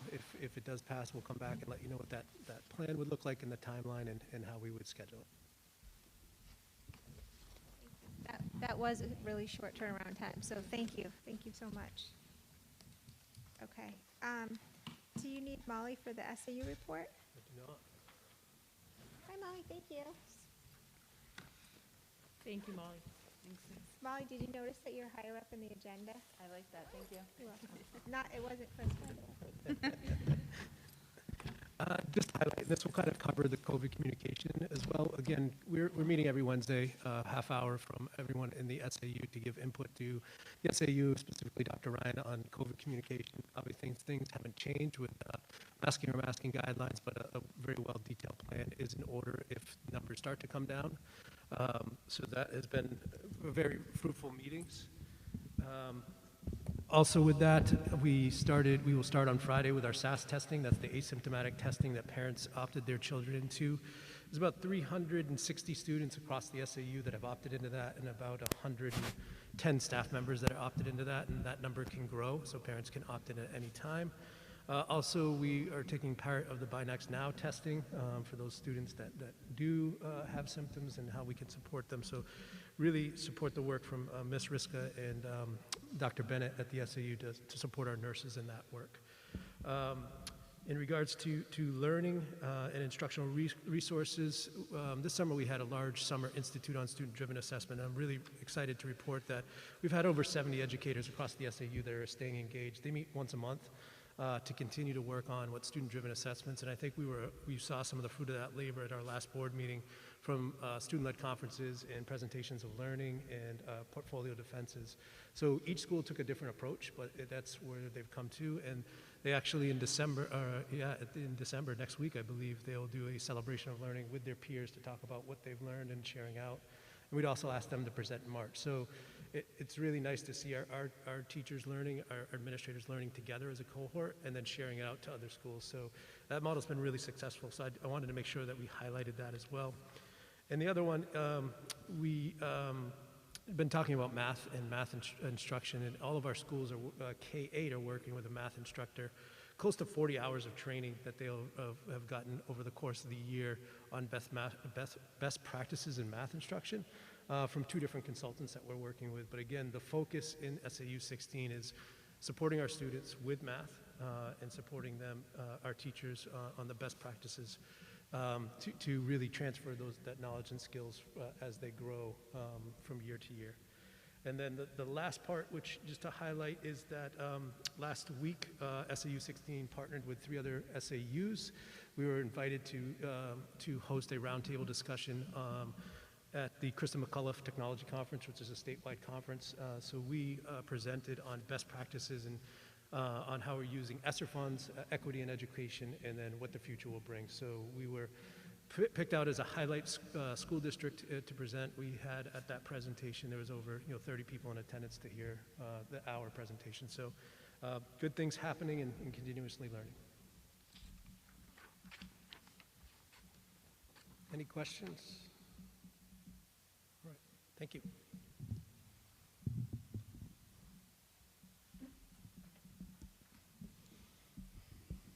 Is it my turn? That's great, thanks. So winter is here. We're celebrating winter. In the lobby, it was decorated by some staff members, but decorations around winter are provided by our students. So it's looking great, even though the temperatures today really felt like a spring afternoon when I left the building in the later part of the day. Just a couple things to talk about. Today was the day where we did a switch with grades 3 through 5 eating in the lunchroom and students in kindergarten through 2nd grade. Chris and I have gone back and forth, had many conversations about some of the reasoning that goes behind that switch. Obviously, distancing is something that we need to do. So we used to have all grade levels here when they could be shoulder to shoulder and we weren't concerned about distancing. And even that was extremely challenging because it's all set up, lunches happen, and then cleaned up in about an hour and 5 minutes so we can get right back to PE classes. So we've always utilized half the gym for that, and it's the same thing with the amount of tables. So we did make this switch. We considered additional tables, but don't really have storage for that, nor the time to be able to get everybody in here, in and out. So that was a successful first day. I think just getting into the routines and the traffic patterns for K-2, but I was in here, well, I had recess duty too, but I also wanted to check and see how the flow of things went. So, and again, the kitchen staff is amazing, and our teachers and our paraprofessionals, the way to support students kind of for something new takes a little time. There's a little bit of a learning curve. Did I just hear you say you had recess duty? Today, yep. Nice. Just to cover recess. Nice. Yep. No, that's a good thing. Yeah, that's great. Yeah, we take care of things. I mean, everybody else is on a schedule working with a group of students. Mrs. Gallo and I take turns figuring out where we're going to fill in from time to time, but Nice. well, it's probably the best part of the day. So That's great. yeah. I have some information on composting, if you're interested in hearing that. Again, talk about a learning curve. I think besides getting numbers, the step is educating students about what composting is all about and the purpose for doing it, and also what things can be composted and collected, and what that looks like as far as day-to-day.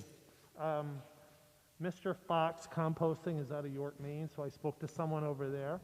And, you know, the prices are not as expensive as I thought. It would be about $222 a month for 5 bins each week, and the collection would be on Friday. So we would have 1 bin for each lunch in the lunchroom. I don't foresee trying to do composting down the hallways with the classrooms. I think it's something we could probably put into place. But again, I don't want it to be a huge burden on the people that are supervising students or trying to get our gym ready for PE class. The beauty of it is you can start it, you can end it, you can try again. So it's not like if we sign on, you sign on for a year, even if it's not going well or if there's a learning curve. So they're very open to that and said they could take care of those services here. So I also have to do some learning myself, and when I go online to see what can be composted and what can't, depends on what you're talking about. And some it says, yes, you can compost meat products and dairy, and others said, no, that's a real issue when it comes to bacteria and what it might cause with outdoor pests. So again, that learning curve to determine what's best for an elementary school for composting. I'm just glad it's not a place where we have to bring it somewhere. I'm saying they take care of it. So again, it's new territory for me, but it's something I continue to have a conversation. And with your permission, we could decide whether we want to give it a try.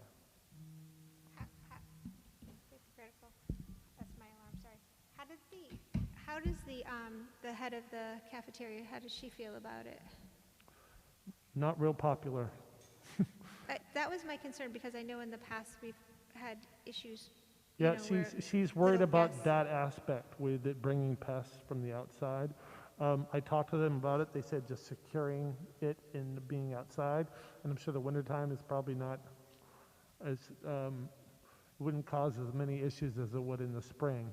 But again, that's one of those things that we need to monitor. But I guess she just hasn't had good experiences with it in the past. So if she's, on a good note, I don't know how else to word it, if she's not completely comfortable with it, but she's new and she's kind of getting acclimated still, and she's not fully on board with it, is it something that we would want to wait and consider down the road versus implementing it now?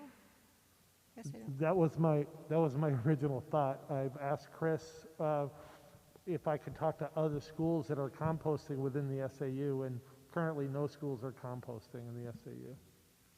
That's shocking, quite honestly. But there's a huge, can you tell them what you've heard? I haven't heard good things, Allison. So I, as a principal of a middle high school, we started composting. It only lasted about 2 years because it became more of a duty of our custodians to take out what can't go in composting than what can. Even with, you would think middle to high school age students that has a sign, here's what can go in it, not. It didn't turn into that, so it became policing what went into the composting pile. So there are such great benefits, but I think Ron highlighted the biggest part is educating your kids of what can go in that pile or can't, or else, trying to clean the cafeteria and then also check your composting pile becomes an extra burden. And then it's the storage. Where do you put it? And we did have, it's very similar to the company that Ron had, picking up on Fridays. We had bins. There was pests outside a lot, which was concerning. So there's a lot of benefits. It's just, I think, educating in how you can do it well, and is there other storage areas that we would do other than keeping outside. So personally, we struggled, and we tried every way in inviting our kids, our student council. It just was a real struggle for us. But like, if we were to say rats, that's not even an exaggeration. That was an exaggeration, so. It's something where like we could do, if it's not like you don't have to commit for a long period of time, could we make like, let's do like pick 1 month where we're gonna try, like, it doesn't, we don't have to necessarily like sign up right now and be like, okay, we're gonna do it for the rest of the year, but be like in what Earth Day's in May? April, make April like as part of Earth Day, be like, we're gonna compost in April as like kind of a, so we're not committing anybody, paras, like Mr. Mace, Maureen, like nobody's getting committed for a year, but it's like we could try it. Yeah, I'd appreciate the time to kind of, work with our students, talk to them a little bit about it, and maybe give it a go in April. I mean, I think it takes time to kind of understand the purpose of what we're doing, which is, less waste for the earth and to reuse the compost in some way. And I imagine that's their aspect, so they take care of that part. So, again, it's a learning curve for me because I haven't done it here before. I like the idea of doing it for like 1 month, like knowing right up front, we're just doing it for a month. Like this is a trial to celebrate Earth Day, and then we decide how that month goes. Like it ends at the end regardless, and we decide for next year how it went or not.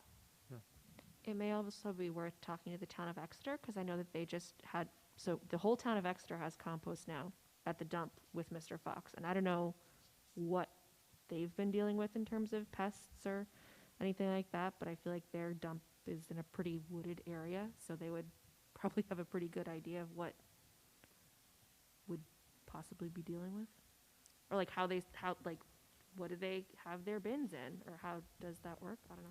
That could be helpful for your month. Is it like businesses that are doing it, or when you say the town of Exeter? The town of Exeter has contracted with Mr. Fox. Like individuals can bring, you so can bring your house. Okay. So like you just bring your compost there and throw it Got in it. the big bin. So my biggest concern is just in years past, in the not too distant past, having signed the manifest where we had to pay the pest control company because we had actual mice in the classroom, or like the teachers couldn't have extra snacks for kids. I mean, it was a real issue. So I don't know if we've fixed it or not, but I'm assuming we have. I just don't want to invite it back in. Nor do I. Exactly. No. Yeah, I don't. We've done a few mice hunts. I haven't heard anything recently, but it's something you try to manage and maintain. Every facility person I talk to says they get in. There's going to be a way for them to get in. We do a good job of keeping the building clean. So I don't want to go in that direction. No, I'm not please, I'm not criticizing you. I'm glad it Oh, was no, handled. not at all. I'm just saying, for me personally, it's not something that I would support. We've got a new food service person. She's got enough on her plate. We've got cleaning protocols with COVID, and we're talking about adding possibly more for the janitorial staff. I think it sounds nice, but my personal opinion, I just don't think it's fair to add it on to people right now. Right. So maybe that Earth Day month that we try it. Or at least give ourselves a little bit more time to look into it, Yep. with that being maybe our goal. For sure. Yeah. Chris did mention the weekly COVID test. Right now it's scheduled for Fridays here at Swayze. I think it's Fridays throughout the whole SAU. And I have the names of families that are participating. It's an opt-in, so nobody has to think that we're randomly testing any student. It's only those parents that have electronically signed the document opting into the program, and the staff members. So that's taking place. So we'll have about a 45-minute window to do that on Friday afternoons here at Swayze. Great. Thank you. Does anybody else have questions for? No, my only question is, so I know that there were some people here that wanted to hear about the lunch plan, Ron. Do you think that it might be helpful to put another switch date out in front of us? Not soon, I'm not suggesting March 1st or April 1st, or I think that the plan that you guys have presented is fair, and I think that half the school has been not eating in the cafeteria all year, and I think it's a perfectly fair plan.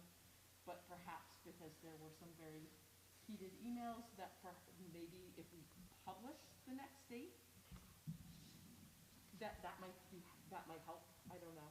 I know you had to switch schedules, and I Right. know a lot went into that, so I don't know how reasonable that is. Yeah, so to make this switch, recess times and lunch times are different for every grade level. So that means special education services, when classrooms were doing different subject matter, that changed. So I don't anticipate going back and forth, but perhaps another switch in late winter, early spring. We have, we essentially, for our specials, have broken them up into trimesters. It's not how we're grading by semester. But, the next trimester would be in middle of March. So it might be an appropriate time to switch back. Yeah. Just might be a prompt to have it out there might be a. Yeah, and my thinking the whole time was, we figure all this stuff out right at the end of the summertime, which is distancing. All our plan was to try to get back to normal as much as possible, and developmentally, it was most appropriate for third, fourth, and fifth to go ahead and grab their lunches, get outside, and do those things. So, K to 2 are very used to getting in line and getting their lunch. Now they're carrying the trays a little bit longer. We ensured that students don't need to bring wear their winter gear here from K to 2 to come and get their lunches. So if they have, kindergarten comes before recess, so it's not an issue. Grade 1 and 2 come here after recess, and I've asked those grade levels to have the students drop off their winter gear. They didn't have winter gear today, but drop off their winter gear in the classroom, then come and get their lunches. So it's not that swish, swish, swish snow pant thing all the way down here to pick up lunches, Grades 3, 4, and 5 are a little different. They come here and then they go right out to recess, so they do come down here, ready to go outside. It's typical. Does it shorten their recess if they leave recess to go in the classroom to get undressed? No, we can't shorten recess for a couple of reasons. First of all, we want all that run time and exercise time. And number 2, it's a 30-minute lunch time for teachers that aren't on duty. So we want to ensure everybody has that 30-minute lunch. Perfect. Okay. Yep. Did anyone have anything else for Ron? Nothing? Okay, Thank you. thank you. All right. Next, I have board member queries and correspondence. Does anybody have anything?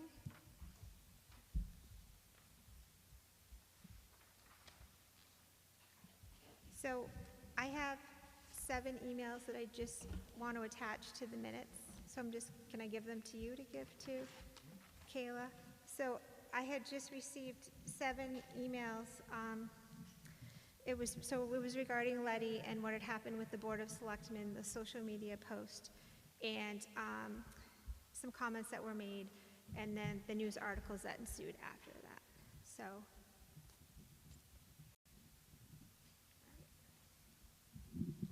Sorry, are we supposed to, anytime we get an email, are we supposed to attach them to the minutes, or is it just certain ones? I figured rather than dive into it right now, Chris and I talked about it, and we figured just attach them to the. No, I'm not talking about that. I'm just saying, in general, I get emails all the time. Like, we got some about the lunches. I agree, it should be the same thing for all emails. Yeah, That that's all a good emails should point. be attached. That's a good point, yeah. And I also think that people should know when they send an email that it's going to be published. So I think that we should decide and then advertise that before we start doing it personally. Sure. So for these emails in particular, I did respond back that I had just planned to, it was new to me. I had planned to just go ahead and attach them to the meeting minutes. If they chose to come for public comment, that's fine, but I just left it at that. So but I don't care either way, whatever the board wants. I know we've been attaching when people come to make public comment and they hand us something and ask us to attach it, but that's fine. I'm fine either way, whatever you all want. I mean, I would say a public comment is part of our meeting.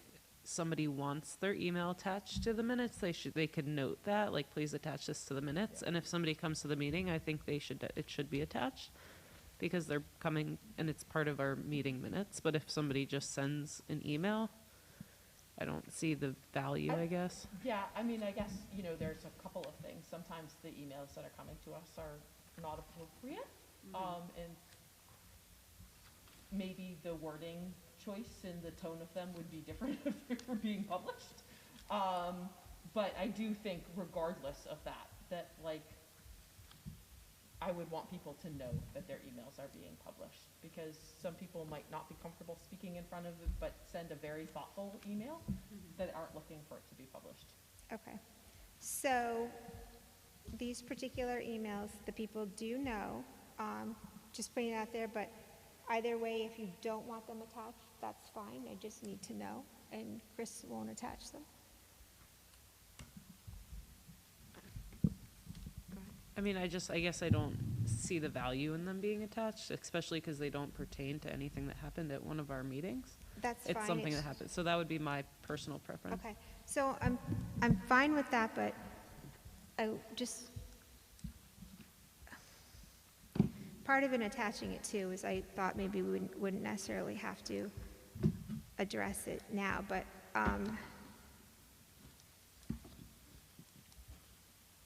so that being said, then I'm assuming that we should, that people are asking they're asking for us to address the topic. So I guess I'll do that then, rather than, As long as it's not something that should be had, conversation that should be had in non-public. well, because we're elected officials, it has to be in public. That's the issue. So, do you have suggestions? That was part of why we said we'd attach it to the minutes. If there is, it's about a board member, so it has to be in public. It's not covered under RSA for non-public. But it is up to this board, unless it's an email to the entire board, whether you attach it to the meeting minutes or not. Okay. So the thought was having it attached to the minutes, that it would be addressed, that their thoughts would be heard. But again, that's a board decision, whether you do that or not, or if you want to have the conversation publicly. Well, I guess if we have the conversation publicly, there are a handful of people here, and if we put them in the meeting minutes, they're there forever. It's up to you. I mean, it's not up to me. We're a board. I was just asking because, we got a couple emails, like you said, about the lunchroom.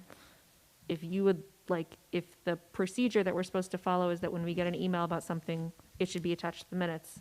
I just wanted to know that so I could make sure I print them out.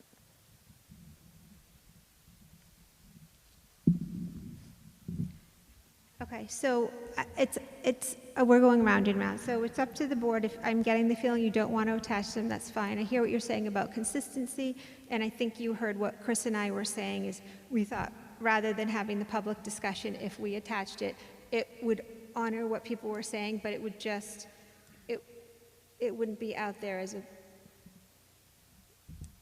okay. So, I'll just the gist of it, is that fine? Okay. Okay, so they were very similar, so I think a sentence or two, I think would cover it from each versus belaboring it. Would that be? Okay. So it was just that Letty Bedard's comments that were made toward children and saying that they are disgusting and gross, and that calling the unvaxxed kids and adults filthy animals. They said I wanted to write to express my concern for school board member.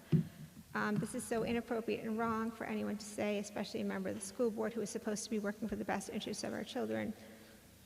And they were just asking what we were going to do about it. They felt that you were using your own beliefs and it's being biased and should not be tolerated. So this person was waiting to hear back and look forward to seeing her resignation.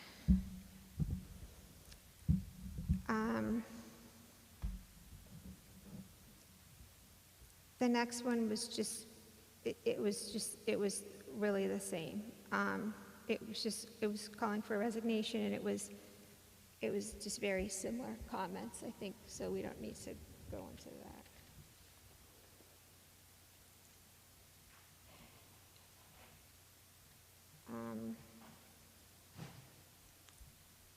So, If the sentiment is there, do you need to read through every email? Like, we don't go through every email on any other topic. that's fine.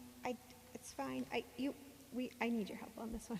So just so that you all know, because it's very uncomfortable, so from the get-go, we've been in touch on a regular basis, whether it hit the paper, whether it hit the Board of Selectmen, how to handle it delicately, and do we even need to even address it in this atmosphere. So I want you to understand that I think it's fair in saying it's been kid gloves from the get-go and looking out for a board member.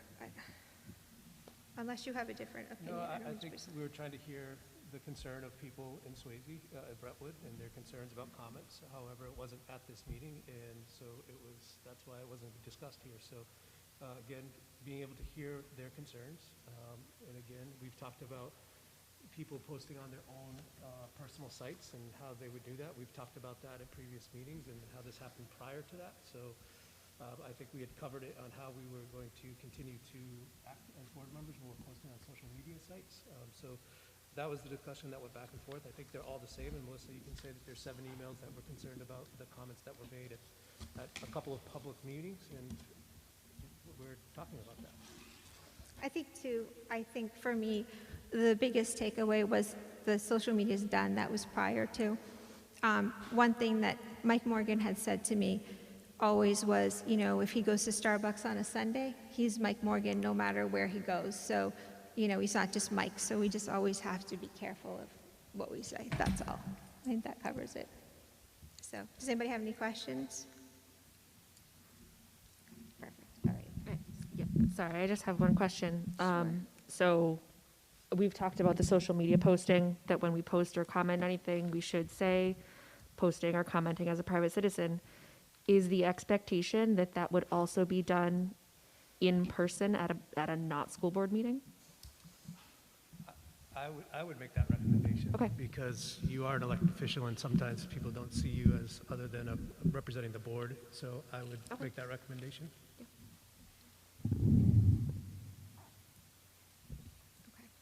And then, so next we have new business policy review. Brian? All right, there are 2 policies in the board book today. Policy IB and policy BEDH. Policy IB is the policy implementing RSA 193:40. I'm searching for that draft. Page is it on? Okay. 49. So the draft there, we had a question at our last meeting as to why we would adopt this policy if it's the law. And the answer from the policy committee meeting was that it's essentially a liability shield, not necessarily a foolproof one, but it does protect the board in some way, because by developing a policy, it reflects that we have made the staff aware of the law. And so that is the reason why this policy is being offered for consideration. We do not have to use the name that currently sits on the policy.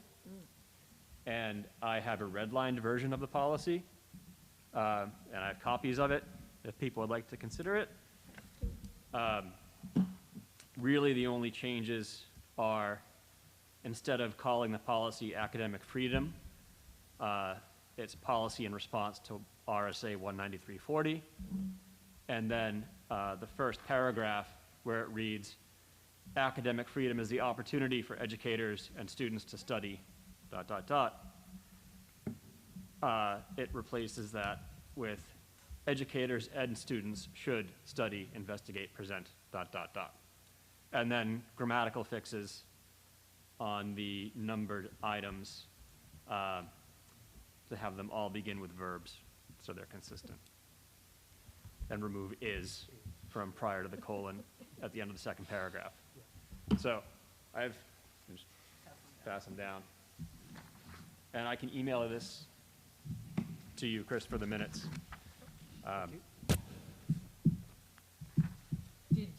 Are these your suggestions or are these policy committee suggestions? These are my suggestions. Yeah. Did the policy committee suggest a name change as well? We talked about the name change at the policy committee, and Dr. Ryan indicated that we do not need to use the name that's been applied to it. And one other board did indicate that it was considering a name change as well. At least one other board, so I don't know what other. Do you remember what, or did they say what they were thinking for a name change?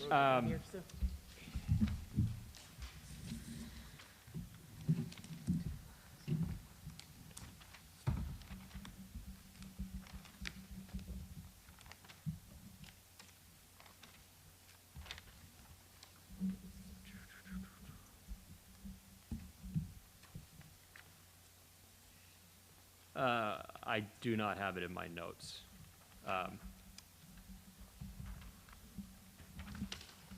So no, I don't remember. It's non-discriminatory instruction is what they recommended. Okay. How did you feel about that? I don't feel super strongly about it. I prefer to tie it directly to the law because that's the reason we're doing it.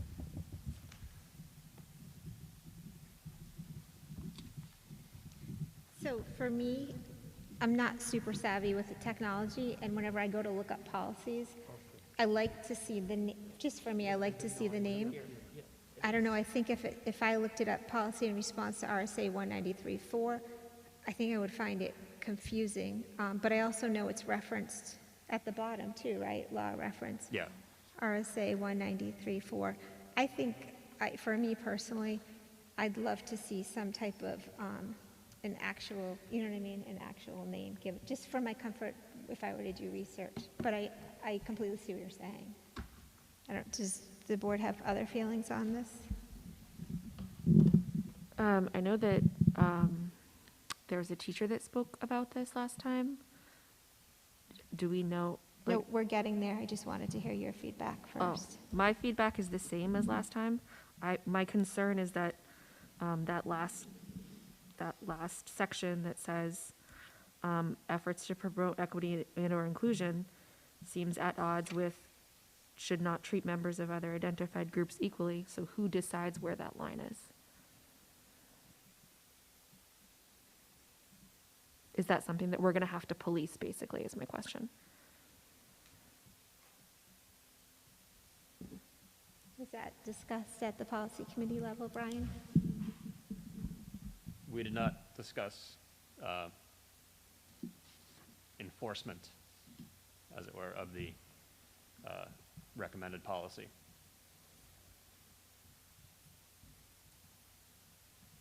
Did you have a feel for how the other boards felt about this and or Dr. Ryan? The sense in the room, and I want to be careful doing this because they're just representatives of their boards. I don't know what the full boards of the other schools are going to do. I mean, general discomfort with the law, I think. So I don't think that's an unfair characterization.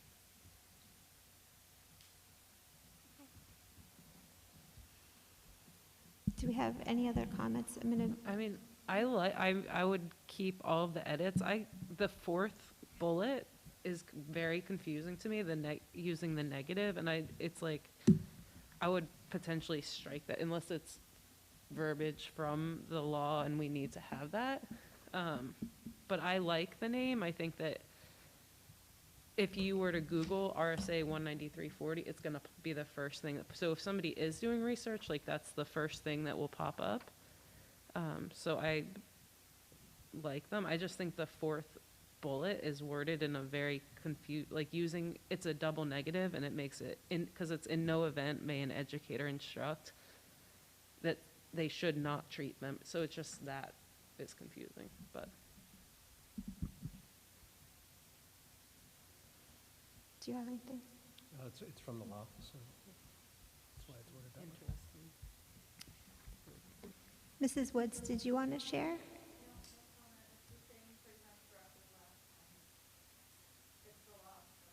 Okay.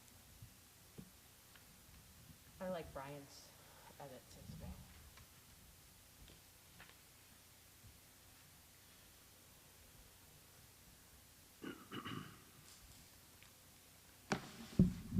So because it's taken from the law, do we have to basically vote on it like this or vote no on it? Like, are we allowed to make changes? You can make changes to the title, and what Brian has recommended doesn't change the law, but you cannot change the specific wording in the law. Oh, no, I know we can't change the law. Like, no matter what we do here, the law is still the law, right? Even if we have a policy that's worded slightly differently or has a different. Brian's recommendations would fulfill that, but I would not recommend going much further wordsmithing. I mean, it's already, like, right, like, we already have a question about how you would be managing it, so, like, and then if you have a policy that even has different wording than the law, you make the gray area even more difficult, right? Is that what you're saying? Okay, so could I ask Ron and Chris, and this is from the meeting minutes from last time, from the BTA, the language comes from HB2, the questions raised are about the maturity level of the student and who determines that for the child and who decides if the teacher did or did not take that into account. Is this something that we can respond to, or? I would say it's a case by case. I mean, we'd look at what's happening and what the result was. I mean, and what age level the student is. I mean, that's what we do on a case by case anyways. And again, I don't think anybody is trying to go against this law in any capacity. I think everyone is using good intent and would be following the law. We've met with every school, and teachers are constantly going through that to hone their practices. So I would say I'm very comfortable with all of the teachers in STU 16 understanding it and trying to follow this to the T. And you feel it's necessary that we have a policy? It supports the work that we're acknowledging that the bill is there and that we're doing work. I know other districts outside of SIU 16 where they haven't talked about HB2 or supported their teachers with it. That'd be very concerning for me that we haven't trained our teachers, and having a policy to say that we'll continuously review it would support that work.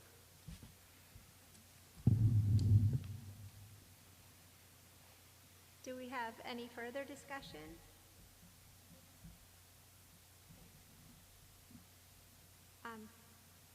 Did you want to make a motion, Brian?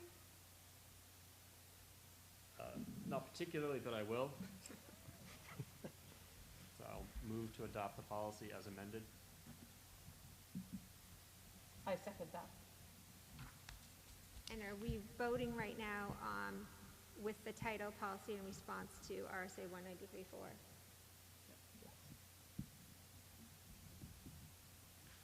Okay. All those in favor?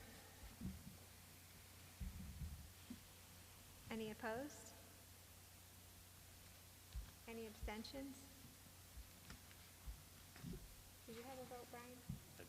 Vote in favor. Sorry, I was preparing for the next motion. All right, so 4 in favor and 1 abstention, please. All right, thank you. And then next is IGE, parental objection to course-specific materials. Yes, these are pages 50 and 51 of the materials, last 2 pages. Page 51 is the existing policy, and it's been modified at the policy committee to reflect what's on page 50. It does remove reference to another policy. That's a goal of policy committees, to remove cross-references.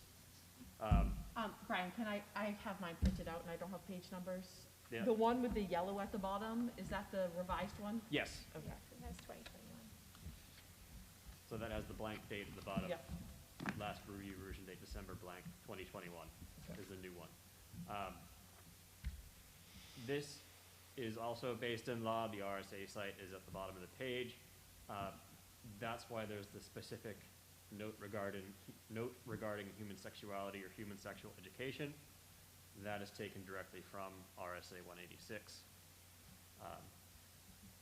So this basically says if a parent objects to course material, the parent can meet with the instructor.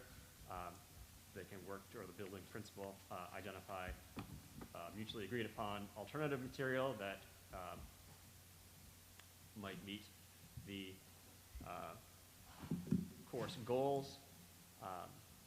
Doesn't create a right of appeal to the school board. And if there are costs associated with compromised materials, those costs are borne by the parent.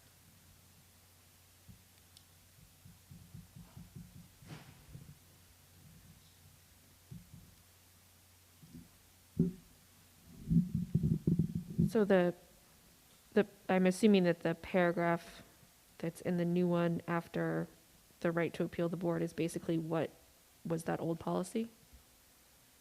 Well, I'm sorry, what was the question? 1, 2, 3, 4. So the fifth paragraph in the proposed seems to replace the 1, 2, 3, 4, 5, sixth paragraph in the original, or the current Brentwood one, where it talks about request for review under board policy KEC. Yep. Is that new paragraph basically what policy KEC used to say, or? No. Oh, okay. So that's just taken out because of Taken the out. cross, okay. Yeah.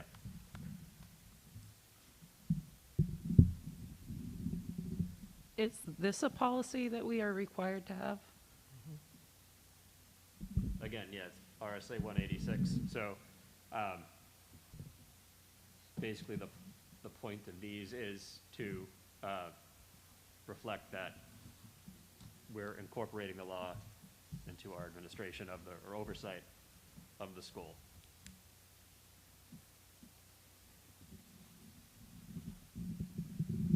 The only addition I would make would be at the end of paragraph 3, where it says the building principal and parent guardian must mutually agree to the alternative instructional material.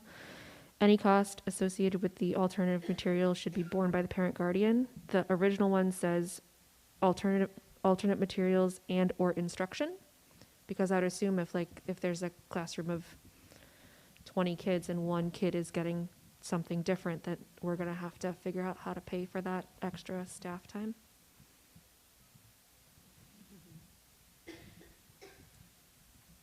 That's just different from one to the other. I don't. Okay.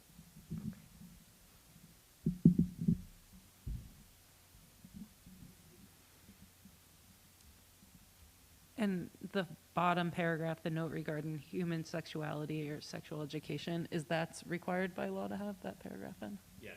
Okay, sorry. Yep.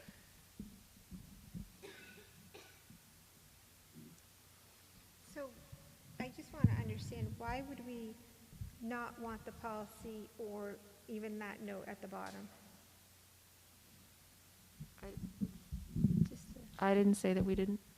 No, I know, Oh. I just asked, curious. I mean, I Just never trying to said learn. that I didn't. It makes me uncomfortable you're saying that there can't be spontaneous instruction on things that are part of our normal everyday life. So like if a child asks a question and it leads into a spontaneous lesson on something and a parent is upset about, like, how do you, again, police that if there's a lesson that comes from a question in the classroom or a discussion that students start in a classroom? And I think it's less probably of like at Swayze, it's less of an impact than at the older schools. But that's my concern, is that it puts a burden and a restriction on teachers and answering the questions of students. I just think, especially in this age group, I think whether you're in the classroom or even if you're in the home environment, I think it's okay to say to a child that maybe that's not a topic that we're going to discuss right now, or maybe it's best to go talk to mom and dad. You know, even if my children have a play date and kids are discussing topics that I don't know that their parents would want me discussing, you know, I'll say that's one for mom and dad, you know what I mean? So, for me, I'm not comfortable with the cost associated with the alternative materials, for that burden to be placed on the parent or guardian. I can't imagine that it would be that much. And I also don't love at the bottom regarding human sexuality or human sexual education. It says notification maybe through email or other written means or a phone call. I don't love the website posting because I don't know that people seek out the website very often, and especially right now. I think this is a topic that's very much just out there right now.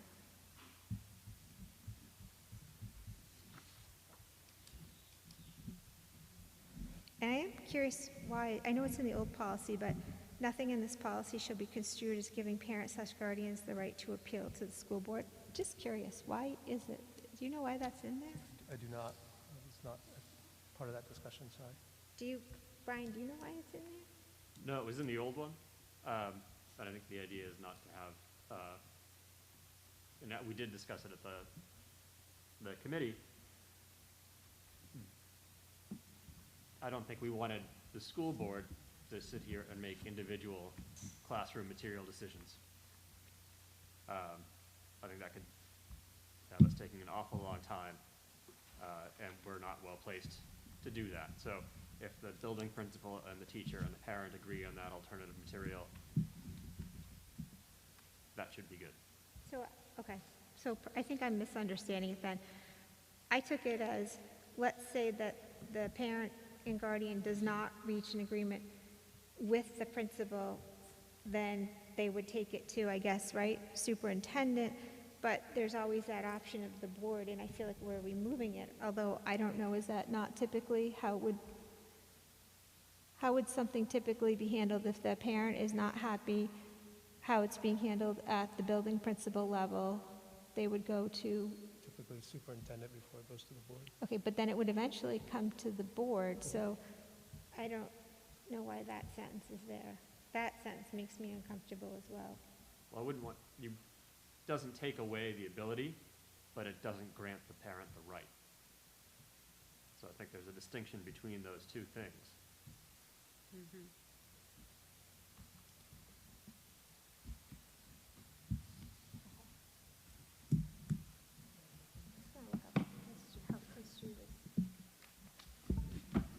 I would just ask Chris if this policy is probably more necessary in, when it comes to books being read at maybe the middle or high school level. I mean, it covers everything. Yeah. But the sexual education is the big Yeah, part the of this one. notification of that, Yeah. yeah. And I know we have a unit on human body where we bring not just the classroom teacher, but also health office involved, so that's, I believe that we do provide notification for that. Yeah. Did you have something on this? No. And so this is also like a forward thinking, like this is a policy, like we're doing this unit is coming up? Or is this like somebody could say, I don't like that my child, I don't know, is it like a path or a present, future? Because it's kind of like you're going and making a plan for future learning, so But that's it's what it happening. covers. Right? I mean, it's happening in some of our schools. Yeah, it's for both. If a parent finds something that you had taught and it's going to be a continued lesson, they could write immediately and say, I don't want to, and you find something alternative. But if you know you're planning on something, you'd alert them and let them, inform them, not alert them, inform them that that's what you're going to be teaching, to give them the opportunity to opt out and plan something differently.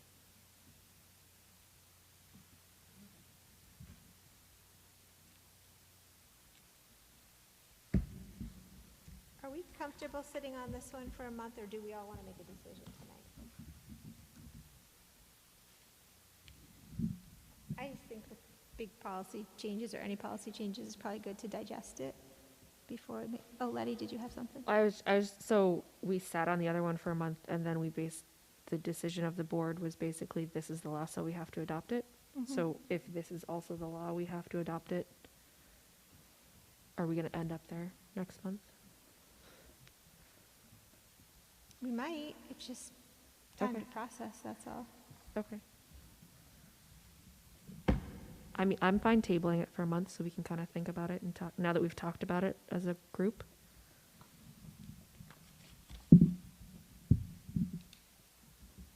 How does the rest of the board feel? I'm fine either way. I'm happy to vote on it tonight or not. Okay.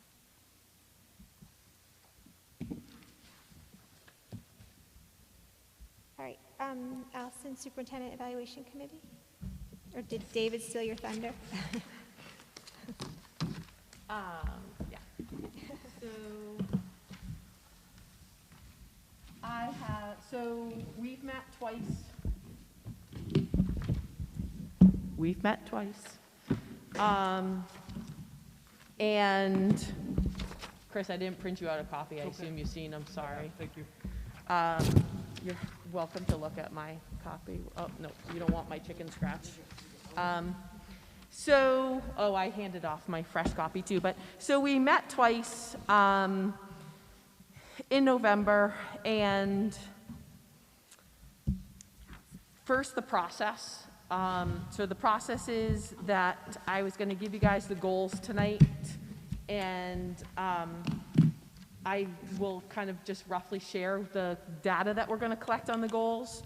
And then my thought was that you guys could look over them over the course of the month, think about it, and then in January, in a non-public, we'll have to have a non-public in January, we will do feedback and discuss our feedback, our mid-year feedback on the goals. And we have to have Melissa Lyons is the chair of the Superintendent Evaluation Committee, and we have to have feedback to her prior to the January 24th joint board meeting. So that timeline works fine with our January 3rd meeting. So the goals that you guys have tonight are a slightly edited second draft. And Chris, feel free to jump in here. I'm gonna, so the first goal, superintendent will continue to implement a challenging and consistent K-12 curriculum that develops and leads successful achievement in SAU 16's Portrait of a Graduate.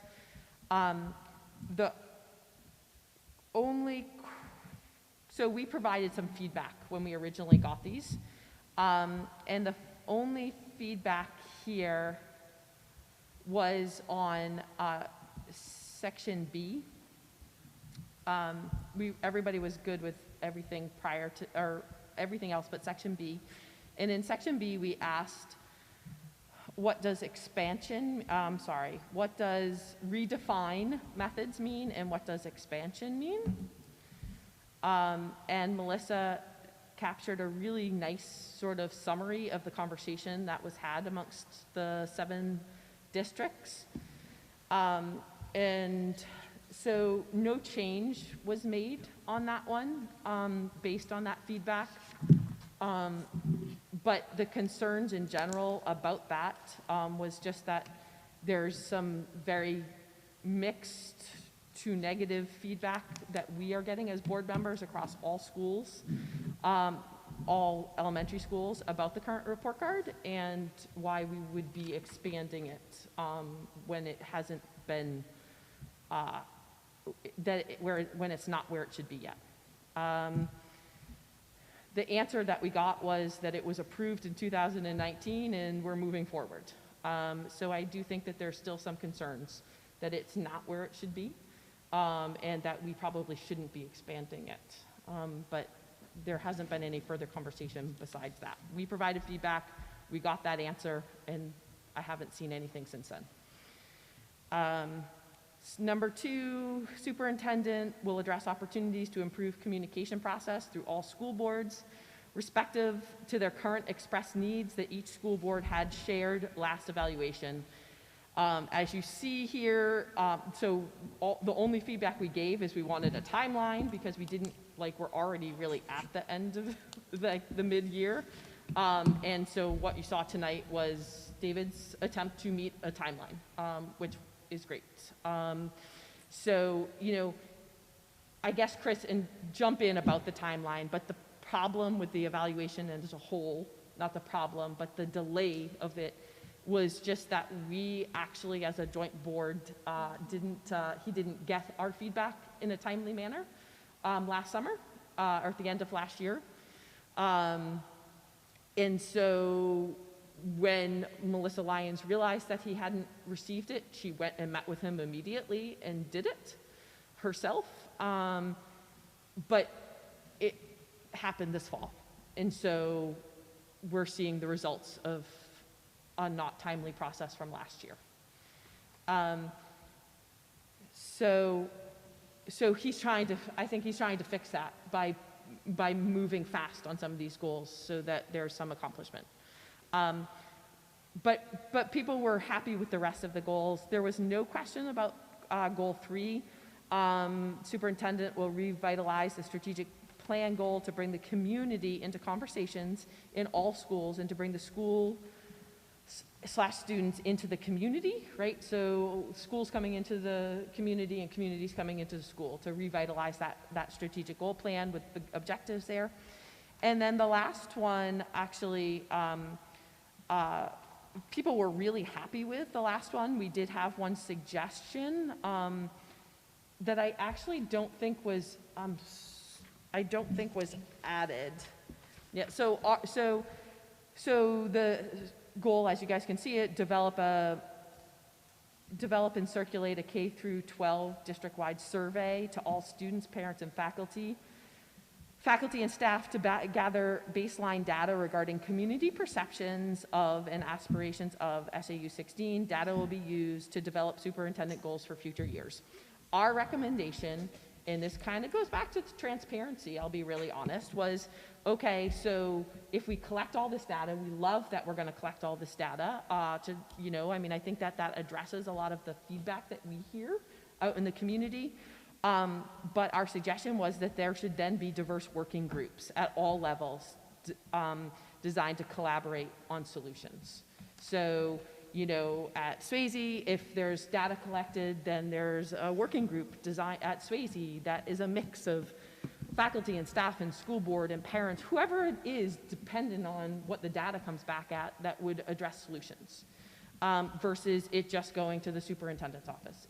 To me, that goes back to, like, well, one, it's like community organizing 101, right? If we're going to engage the community in the conversation, you engage them in the solution, you don't do the solution to them. And two, it goes back to this sort of transparency here. And that, like, stuff happens and, oh, you said this.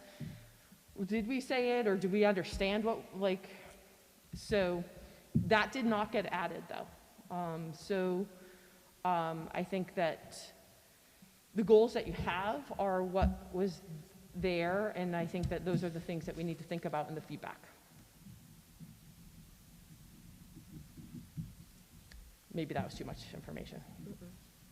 So just to clarify on that last one, Allison, the group was happy to see that as a goal, but it's the collection of data, that it's not just the central office that collects it, it's a greater group of people to be able to understand it, interpret it? Well, yeah, and just that, like to come up with a solution, like, rather than, like, yeah, so if you only see the data, right, like, nobody actually really knows it, we only know what you tell us it says, and that I think that it's just, the idea is to try to engage people in solutions so that there's maybe less anger and emotion about it, and that people own the solutions. And it doesn't matter if it's a community member or if it's the teachers, right? I can't think of an instance here, like, we haven't had some of the same angst here, but, like, you know, in the co-op, if there's a problem and it's identified in the data and there's faculty and staff that design the solution, then they're more bought into it. Like, that was just sort of the conversation that was had. Thank you.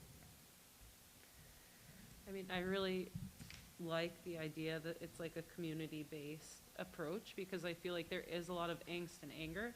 But, like, when we're sitting here and it's like, how can you, he asks us, how can I be more transparent? Like, it's hard to think of, like, so if there's a conversation that's back and forth and genuine in both directions, which it seems like this is, came to do, I think that that's how we can move forward. So I really like these. And I like the idea of bringing students into the community, like in goal 3. Just think that it's good. Yeah, I mean, I had like things in my own head, like after we met the first time, we hadn't seen the goals. And I had things in my own head that I hoped the goals reflected, and I was really happy when I saw these, that I felt like the goals did reflect, like most specifically this last one, did reflect sort of where I was hoping. So that's it. So you guys need to think, so our goal is not to provide feedback on the goals at this point. I believe it's just to provide feedback on how he's doing against the goals. Wouldn't we vote on this draft, though, at the next joint board meeting? Don't we vote as a whole, whether or not we agree with these goals? I don't know the answer to that. Aren't these, sorry, my understanding is that these are his goals that he's setting for himself. Right, except for like this is my issue. Like these goals, his goals should be our goals. He works for us. And so if we don't agree with his goals, like the joint board has that right. I see. So you're asking, when do we tell him that we don't like these goals? When he Well, comes we to did like the goals. I mean, that was our job as a committee. Okay. We had the opportunity to provide feedback. It was like a really great conversation. And there was quite honestly very, it was an eye-opening conversation, because some of the things that I feel like I struggle with, like actually were true across the whole district. There was like it was a good conversation. Everybody seemed to be kind of generally on the same page and having the same, even though sometimes maybe we're as a board a little louder. And I think that's why we were probably first. But in general, the sentiment and the feelings that people were happy about these and just sort of what their struggles were pretty similar. So what are we doing at the joint board meeting in January? Just so I understand. I think presenting our feedback. On this? Not on the goals, on how he's doing against the goals. So the feedback is this paper that I didn't print out, but it's the same one as last year, right? We added a question. So last year there were 3 questions. And so it basically,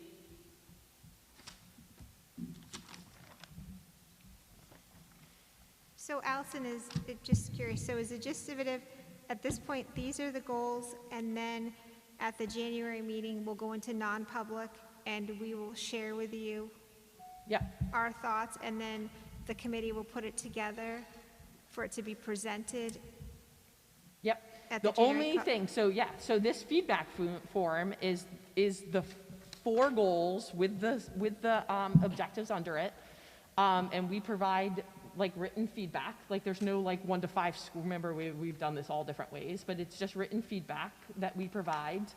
And then the only thing that's added is that there is a new section that says, in this section, provide any other evaluation input that falls outside the scope of the 4 goals listed. That was not on last year's.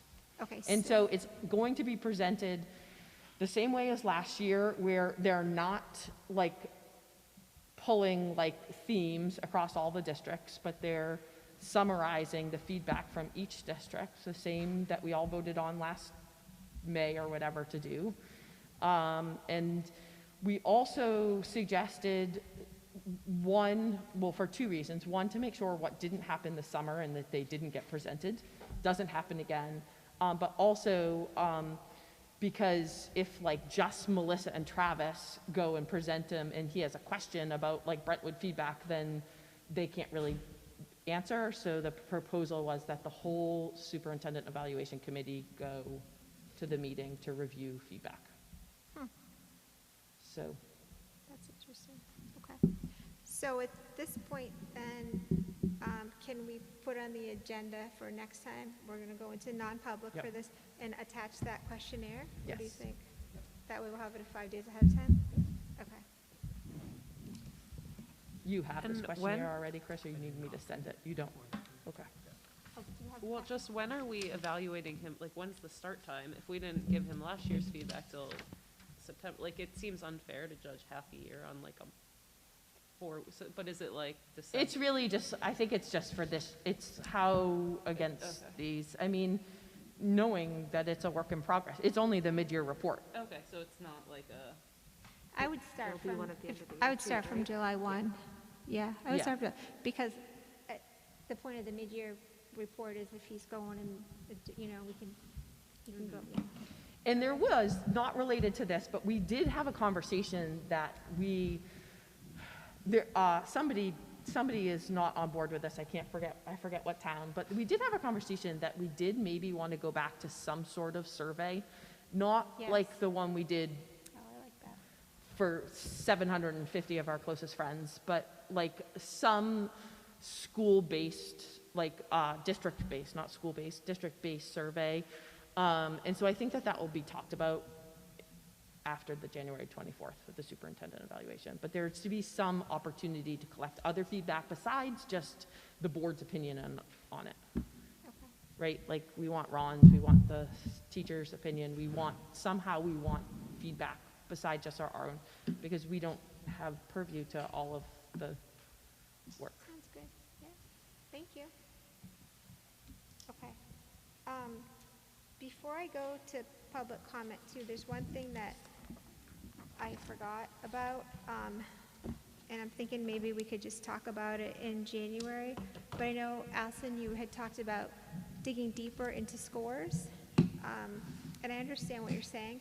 I was thinking that this meeting, it would be great if we could all become prepared with what we're looking for, but I'm thinking maybe we could all do that January. So we had the presentations on the STEAM and on the reading. We might want to dig deeper with, let's say, the reading scores or assessments or other things. So, but we want to be able to give Ron and Chris direction on exactly what it is that we're looking for. So how about we come prepared at our January meeting? For example, you might want more in-depth of how a grade is doing year over year, something like that. Yeah, okay. Yeah, the state testing that occurs is scheduled for May into June, so we won't have this year's, but we could definitely go through that data longitudinally so you can see through the years. We can follow a grade level. Also, just to let you know, we do our mid-year screenings in reading and math in February. Okay. So a good time to present that could be March. I know that's budget time, but Yeah. it would give us time to kind of talk about growth that we're seeing this year in math and also in literacy. Okay. Okay, anybody have anything else? Does anyone have public comment? Sorry, Liz Faria, South Road.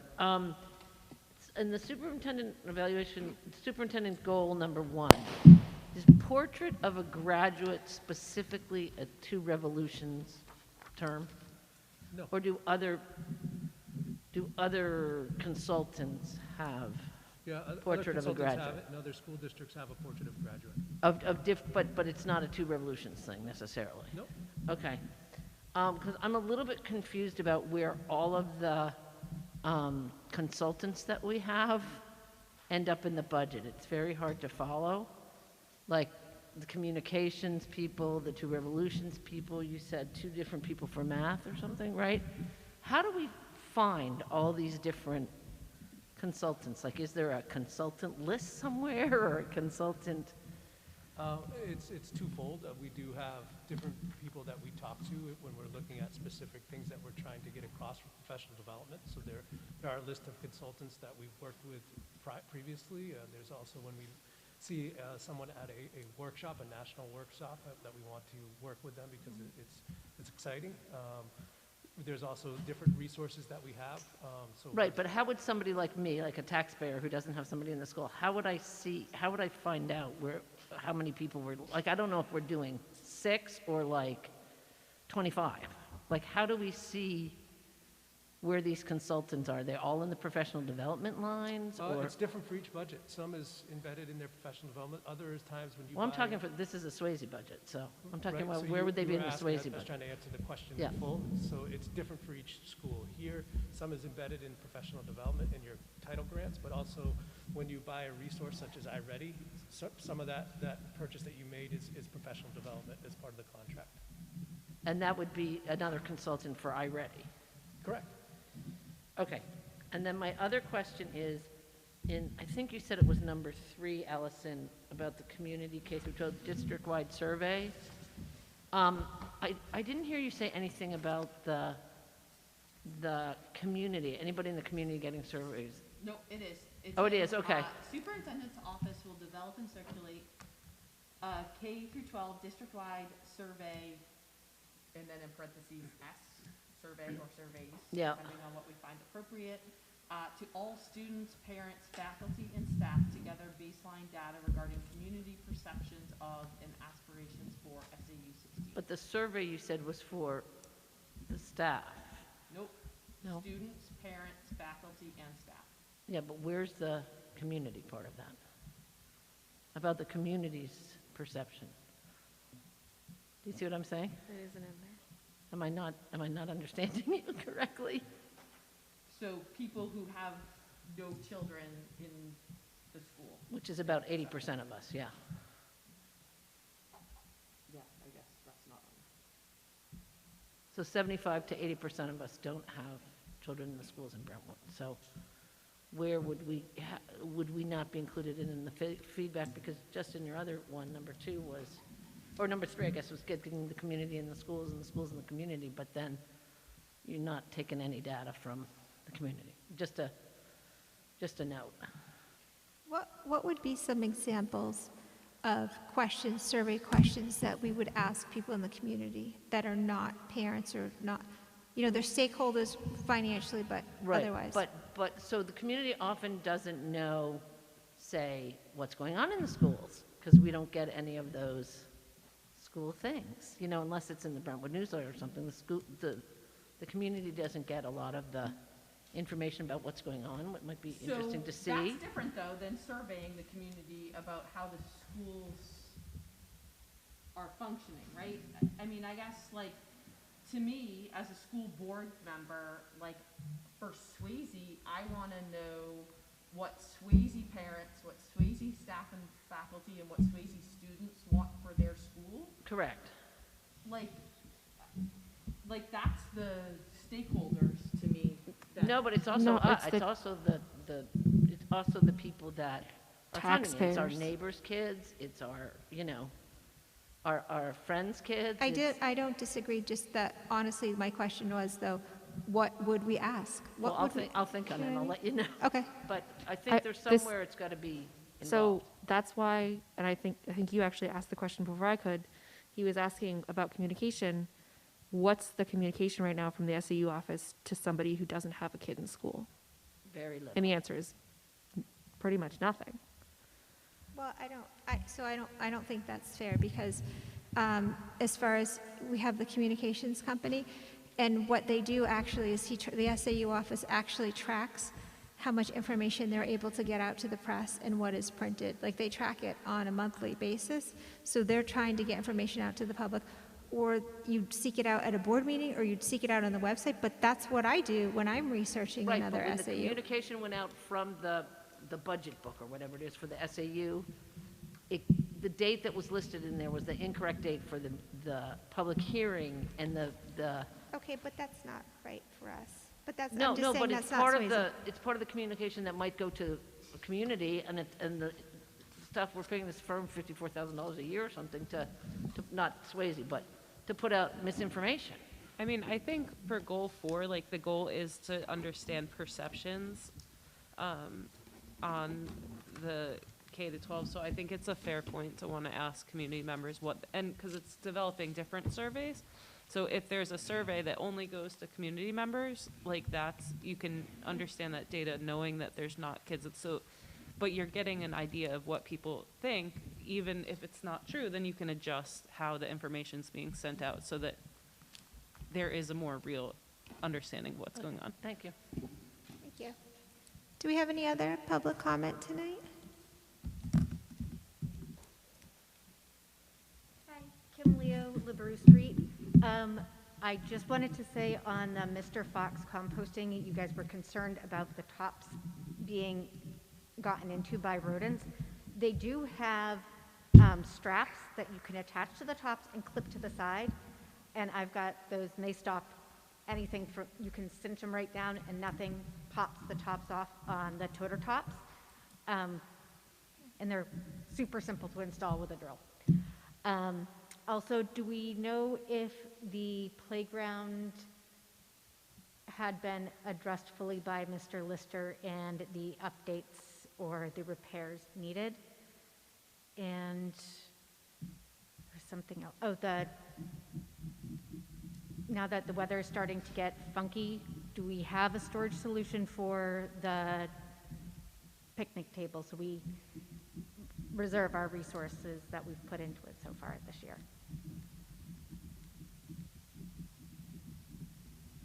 Do you want to respond to that? Sure. So Mr. Lister did have facilities look at the playground equipment, and any quick fixes that we can make, tightening bolts, repairs, have been done. We've also gotten price costs for replacement, full structures, and then partial replacements. Okay. So we would need to secure more quotes on that, but we did get initial quotes on how we'd be able to do that. No work could be started until April anyways, so that would be to look at doing that work, so with the cost associated with it. So that will be an April discussion with the board on the cost for that, because that was the time frame that we were given by a couple different companies of when they could start and actually do a replacement. Any of those play structure equipments, would grants be looked at for those? Correct. Because I know they do exist for improvement. And one thing I would like to ask is, if we are going to do that route, can we please have a disability-friendly board where kids have like the iPad touch ones, not an iPad, but like a board of pictures. So if you've got kids who don't have the communication abilities, where we do have pre-K through 5th grade, if there's a communication barrier or something, that it's easy, that a friend can go, oh, look, this. It makes it much more inclusive, and I would love to see that going forward, because it would be awesome. And that's it, I guess. Thank you. Thank you. Do we have any further public comment?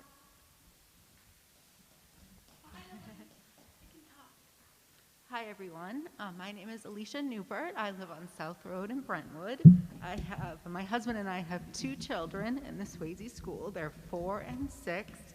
I first just want to say that they've really enjoyed being back in school. They love their teachers. They love the food. So really, I know it's been a very challenging year, and I just want to say thank you for your efforts, really. But there are 2 concerns I'd like to talk about tonight. The first one is related to prior requests that I've made to the board and to Principal Q about the DEIJ curriculum, and specifically teaching of white supremacy culture in this school. I have requested multiple times curriculum and other information related to how that curriculum is being taught in the elementary school. I know it's different from the middle and the high school, but still, my belief is there is curriculum being taught, whether it's paid for by taxpayers or paid for by other funding through grants. I do think that parents have a right to understand what the curriculum is, how it's taught.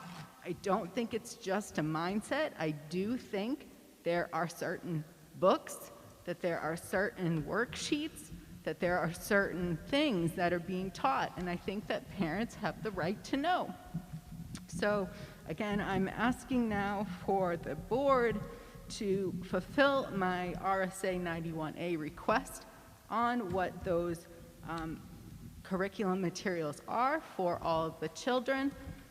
In the past, I have been provided with competencies for all the grade levels.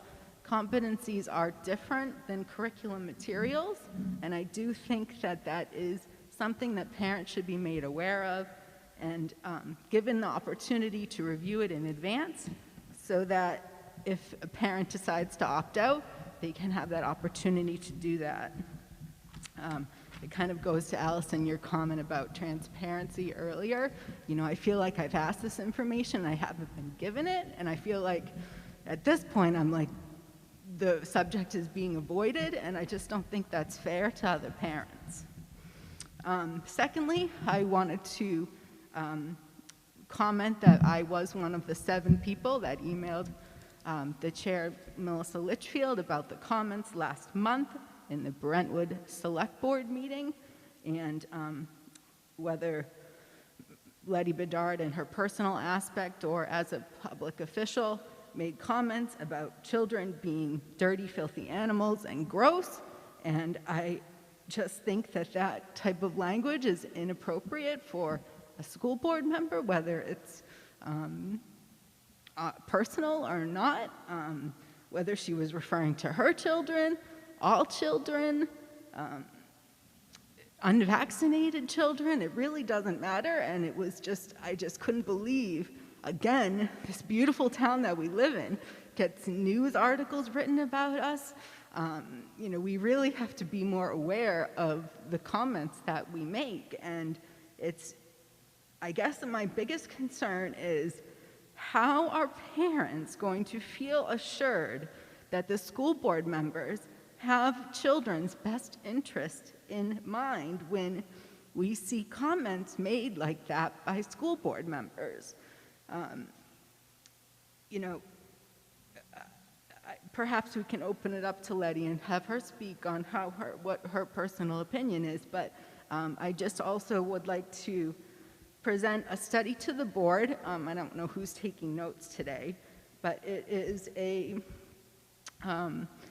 recent study by Brown University that showed that social distancing and using of face masks is suspected of causing young children's development to drop by 23% from 2019 to 2021, and that the use of face masks, I quote, make an impact of early development skills such as attachment, facial processing, and socio-emotional processing.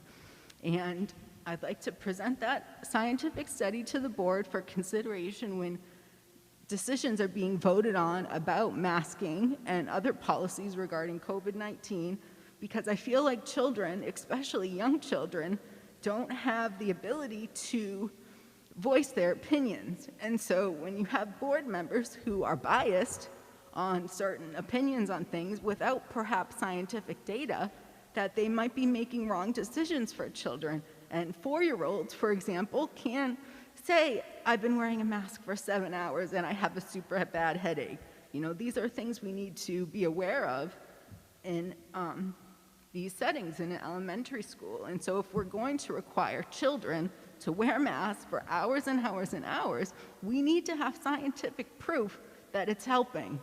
And right now, all the scientific studies that I can find haven't shown that they're making one difference one way or the other. And I hate to say it, I wish they were. I wish I could say masks are working, but they're not working. Look at where we are. And, you know, I just would like the board to be aware of these studies that come about so that perhaps when these things are voted on again, people can be better informed. So again, I'd like to open it up to hear a response from Letty or the other board members at this time. Thank you. Is there also a copy of your right to know request? Yes. Or just, I don't have it with me, but I can email it to you. okay, thank you. It's just one.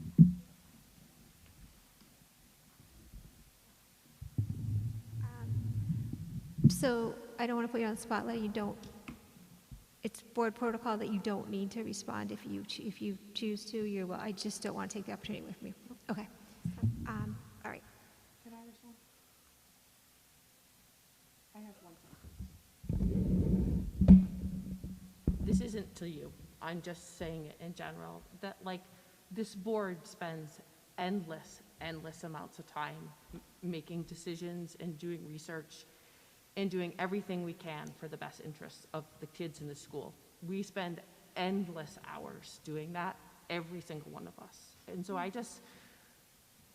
there's nothing that has happened that reflects anything less than that we all care about the well-being of the children in the school, every single one of us. Do we have any further public comment? Okay. Can we have a motion to adjourn? Oh, you can't make it.